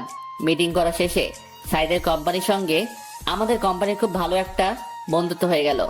আমরা মিটিং শেষ করে সবাই একসাথে লাঞ্চ করলাম। শেষবারের মতো নীলার দিকে একবার তাকালাম। নীলা হয়তো আবার চলে যাবে দুবাইয়ে, তাই শেষবারের মতো আমি নীলার মুখের দিকে তাকিয়ে আছি। হঠাৎ নীলাও আমার দিকে তাকালো। আমি নীলার দিক থেকে চোখ সরিয়ে নিলাম। লাঞ্চ শেষে একটু রেস্ট নিয়ে ওরা সবাই চলে যেতে লাগলো। আমরা ওদেরকে একটু এগিয়ে দিতে গেলাম। হঠাৎ জিসান এসে আমার পা জড়িয়ে ধরলো। আমি জিসানকে কোলে তুলে নিলাম। একটু আদর করে জিসানকে নামিয়ে দিলাম। ওরা গিয়ে গাড়িতে উঠলো। নীলা গাড়ির গ্লাস খুলে আমার দিকে তাকালো। দেখলাম নীলার চোখ দিয়ে জল পড়ছে। আমার সাথে অনেকদিন পর দেখা হলো, তাই হয়তো বা কাঁদছে। এটা খানিকের কষ্ট, একটু পরে আবার ঠিক হয়ে যাবে। আমিও গাড়ি ড্রাইভ করে বাড়িতে চলে আসলাম। বাড়িতে এসে শাওয়ার নিলাম। রুমে বসে শুধু অফিসের কথাই ভাবছি। জিসানের মায়ায় পড়ে গেছি। জিসানকে আমার খুব আপন আপন লাগছে। ওদিকে নীলা হোটেলে গিয়ে ভীষণ কান্না শুরু করেছে। নীলার আম্মু নীলার সাথে কথা বলে কিছু জানার চেষ্টা করছে, কিন্তু নীলা কিছু বলছে না, শুধু কেঁদে চলেছে। অনেক চেষ্টা করে নীলার আম্মু জানতে পারলো যে আজকে আমার সাথে নীলার দেখা হয়েছিল। কাঁদছো কেন তুমি? আম্মু, ইমন ভালো নেই। তুমি কিভাবে জানলে ও ভালো নেই? ওর সাথে কথা বলেছি, ও এখনো বিয়ে করে নাই, এখনো আমার অপেক্ষায় আছে। কি বলছো কি? তুমি তো বলেছিলে ও তোমাকে সহ্য করতে পারতো না, তাহলে এখনো তোমার জন্য অপেক্ষা কেন করছে? আমি কিছু জানি না আম্মু, আমার এখন ভীষণ কষ্ট হচ্ছে। তুমি একদম কষ্ট পেও না। তোমার স্বামী যখন তোমার জন্য এখনো অপেক্ষা করে আছে, তাহলে তোমার ওর কাছে ফিরে যাওয়া উচিত। কিন্তু আমি কিভাবে ওর কাছে ফিরে যাব? তুমি কোনো চিন্তা করো না, আমরা সব ব্যবস্থা করব। এদিকে আমি শুধু বারবার নীলা আর জিসানের কথা ভেবে চলেছি। নীলা এখন বড় হয়ে গেছে। না, আমি কি সব ভাবছি। নীলা তো এখন অন্য কারো বউ। এসব নিয়ে আমার না ভাবাই ভালো। আমি রাতে এটা সেটা ভাবতে ভাবতে ঘুমিয়ে পড়লাম। সকালে ঘুম থেকে উঠে দেখলাম একটা নাম্বার থেকে বেশ কয়েকবার ফোন এসেছে। আমি ফোনটা ব্যাক করলাম। ফোনটা রিসিভ করতে ওপাশ থেকে বলল, হ্যালো মিস্টার ইমন, আমি সাইদ চৌধুরী। ও আচ্ছা, কি খবর? আপনার সাথে কিছু কথা আছে, দেখা করতে পারবেন? হ্যাঁ অবশ্যই, কোথায় আসবো? আমি একটা জায়গা টেক্সট করে দিচ্ছি, ওখানে চলে আসুন। আচ্ছা ঠিক আছে। তারপর আমি ফ্রেশ হয়ে ব্রেকফাস্ট করে চলে গেলাম টেক্সট করা জায়গায়। গিয়ে দেখলাম সাইদ চৌধুরী বসে আছে। আরে মিস্টার ইমন, আসুন, এখানে বসুন। জি ধন্যবাদ। তা আপনার দিনকাল কেমন কাটছে? হ্যাঁ ভালো কাটছে। আপনি তো অনেক লাকি। বুঝলাম না আপনার কথা। না, আপনি খুব ভালো একটা বউ পেয়েছেন, তাই বললাম আপনি খুব লাকি। সাইদ হাসতে হাসতে বলল, আরে ভাই, আমি তো এখনো বিয়েই করিনি। মানে কি বলছেন আপনি? তারপরে সাইদ আমাকে সব ঘটনা খুলে বলল। আমার চোখ দিয়ে জল পড়তে শুরু করলো। আরে এখন কাঁদছেন কেন? এখন সবকিছু ঠিক হয়ে যাবে। এই নীলা, এদিকে আসো। তারপরে নীলা, জিসান ওদের সাথে আরো দুজন আসলো। ওরা মনে হয় সাইদের মা বাবা। জিসান এসে আমার পা জড়িয়ে ধরলো আর বলল, তুমি আমার আব্বু। আম্মু আমাকে সব কিছু বলেছে। তুমি খুব পচা। তুমি আমাকে ছেড়ে অনেক দূরে ছিলে। আমি জিসানকে কোলে নিয়ে কয়েকটা চুমু খেলাম। হ্যাঁ রে, তোর আব্বু অনেক পচা। তোকে একটু আদর ভালোবাসা দেয়নি? আব্বু, তুমি আমাকে ছেড়ে কোথাও যাবা না তো? না রে, আমি তোকে ছেড়ে আর কখনো কোথাও যাব না। সত্যি বলছো তো আব্বু? হ্যাঁ সত্যি বলছি, আমি তোকে ছেড়ে আর কখনো কোথাও যাব না। এই যে মিস্টার ইমন, এখন আপনার বউ আর ছেলেকে নিয়ে আপনি বাসায় যান। আমরা কয়েকদিন পর আপনার বাসায় আসছি। কয়েকদিন পর কেন? আপনারা সবাই এখনই আমাদের সাথে চলুন। আচ্ছা আপনি যান, আমরা কয়েকদিন পরে আসি, ঠিক আছে? আচ্ছা ঠিক আছে। তারপরে সাইদের মা বাবার কাছ থেকে বিদায় নিয়ে আমি, নীলা আর জিসান বেরিয়ে পড়লাম। আমি গাড়ি ড্রাইভ করছি। পাশের সিটে নীলা বসেছে। আমাদের মাঝখানে জিসান আছে। নীলা এখন আমার সাথে কথা বলছে না। আমি নীলার দিকে তাকাচ্ছি কিন্তু কোনো কথা বলছি না। জিসানের সাথে সাথে একটার পর একটা কথা বলে যাচ্ছে। কিছুক্ষণ পর আমরা বাড়িতে পৌঁছে গেলাম। কলিং বেল দিলাম। আম্মু এসে দরজা খুলে দিল। নীলা এবং আম্মু দুজন দুজনের দিকে তাকিয়ে আছে। কেউ কোনো কথা বলছে না। নীলা সরাসরি গিয়ে আম্মুর পা জড়িয়ে ধরলো আর বলল, আম্মু, তুমি আমাকে ক্ষমা করে দাও। আম্মু কিছু বলছে না, কথা বলার ভাষা হারিয়ে ফেলেছে। আম্মু এবং নীলা দুজনেই কান্না করে চলেছে। একটু পর জান্নাত আর আব্বু আসলো। নীলা আব্বুর পা জড়িয়ে কান্না করতে লাগলো। তারপরে নীলা সবকিছু খুলে বলল, এতদিন কোথায় ছিল, কি করছিল। তারপরে জিসানকে নিয়ে সবাই মাতামাতি শুরু করে দিল। একবার আম্মুর কোলে, একবার আব্বুর কোলে, একবার জান্নাত নিয়ে টানাটানি করছে। কখন কোন দিকে যাচ্ছে কিছুই বোঝা যাচ্ছে না। তারপরে আব্বু চাচা আর চাচিকে ফোন দিয়ে আসতে বলল। আব্বু বলল সারপ্রাইজ আছে। ইমন, তুই নীলাকে নিয়ে উপরে যা, আর দাদু ভাই আমার কাছে থাকবে। তারপরে আমি আর নীলা ওপরে গেলাম। উপরে গিয়ে আমি নীলাকে জড়িয়ে ধরলাম। এই পিচ্ছি, তুই এতদিন আমাকে ছেড়ে কিভাবে থাকতে পারলি? এই শোনো, এখন আমি আর পিচ্ছি নেই। আমি এখন অনেক বড় হয়ে গেছি। তাই তো দেখছি, তুই অনেক বড় হয়ে গেছিস। শোনো, এখন আর তুই করে বলবে না, এখন থেকে আমাকে তুমি করে বলবে, ঠিক আছে? আচ্ছা ঠিক আছে। জানো, তোমাকে ছাড়া থাকতে আমার কত কষ্ট হয়েছে। হ্যাঁ বুঝতে পেরেছি। তুমি আমার সাথে যে সেদিন রাতে ওভাবে ওইসব না করলে এসব কিছুই হতো না। আমিও তোমাকে ভালোবেসে ফেলেছিলাম। আস্তে আস্তে তোমাকে মেনে নিতাম। সেটা বুঝতে পেরেছি। তুমি এতদিন আমার জন্য অপেক্ষা করছো। তুমি অনেক কষ্ট সহ্য করেছো। তুমিও তো আমার জন্য অনেক কষ্ট সহ্য করেছো। হঠাৎ জিসান এসে আব্বু বলে ডাক দিল। কি হয়েছে আব্বু? তুমি আমার আম্মুকে জড়িয়ে ধরে কি করছিলে? কই, কখন জড়িয়ে ধরলাম? না, আমি দেখেছি। না, তোমার আম্মু পড়ে যাচ্ছিল তাই তোমার আম্মুকে ধরেছি। ও, তাহলে ঠিক আছে। তারপর আমি জিসানকে কোলে নিয়ে গল্প করতে শুরু করলাম। দুপুরে লাঞ্চ করে এসে আমি, জিসান, নীলা তিনজন শুয়ে দুষ্টামি করছি। এভাবে দুষ্টামি করতে করতে বিকেল হয়ে আসলো। কিছুক্ষণ পর জান্নাত এসে বলল, ভাবি গ্রাম থেকে তোমার আম্মু আব্বু এসেছে। নীলা দৌড়ে ওর আম্মু আব্বুর কাছে গিয়ে ওদের পা জড়িয়ে ক্ষমা চাইতে লাগলো। নীলাকে পেয়ে ওর আম্মু আব্বু ভীষণ খুশি। আর খুশি হবে না কেন, একমাত্র মেয়ে বলে কথা। প্রত্যেকটা মা বাবা তার মেয়েকে খুব ভালোবাসে। তারপরে আমরা সবাই গল্প করতে করতে রাত হয়ে আসলো। রাতে সবাই একসাথে ডিনার করে নিলাম। রাতে আমি, নীলা আর জিসান রুমে বসে আছি। এমন সময় জান্নাত আসলো। জিসান, আজকে তুমি আমার সাথে থাকবে। কেন আন্টি? আজকে আমি আমার আব্বুর সাথে আজকে তো তোমার আব্বুর সাথে থাকা যাবে না। আজকে তোমার আব্বু আর আম্মু একসাথে থাকবে। হ্যাঁ জিসান, তোমার আন্টি ঠিকই বলেছে। আজকে তোমাকে আমাদের সাথে নেব না, কাল থেকে তুমি আমাদের সাথে থাকবে। আচ্ছা আম্মু, তুমি যখন বলছো তাহলে আমি আন্টির সাথে থাকবো। তারপরে জিসান আমাকে আর নীলাকে কয়েকটা চুমু দিয়ে ওর আন্টির সাথে চলে গেল। নীলা গিয়ে রুমের দরজা আটকে দিল। নীলা আমার দিকে তাকাচ্ছে আর মুচকি হাসছে। হাসছো কেন? শোনো, আমার আরেকটা বেবি লাগবে। ও মা, আরেকটা? হ্যাঁ, আরেকটা। এবার একটা মিষ্টি মেয়ে লাগবে। তোমার মিষ্টি মেয়ে লাগবে? তাহলে আমাকে বলছো কেন? ওই তুমি জানো না তোমাকে কেন বলছি? না, আমি তো জানি না। দেখো, নাটক করো না। আচ্ছা ঠিক আছে। তারপরে আমি নীলাকে বিছানায় শুয়ে দিলাম। আমি আস্তে আস্তে নীলার কাছে গেলাম। নীলাকে কিস করতে শুরু করলাম। নীলার গালে, মুখে, গলায় কিস বসাতে শুরু করলাম। শুধু কি কিস করলে হবে নাকি? অন্য কিছু করবে? এত ব্যস্ত হচ্ছ কেন? আমার এক্ষুনি লাগবে। আচ্ছা ঠিক আছে। তারপরে আমি নীলার ড্রেস খুলে, আপনারা কি শুনছেন? হ্যাঁ, আর কিছু শোনার নেই। তারপরে আমি আর নীলা সুখের সাগরে ভাসতে থাকলাম, যেখান থেকে আর কখনো ফিরে আসবো না। এইভাবে আমাদের সুখের জীবন কাটতে থাকলো। সমাপ্ত।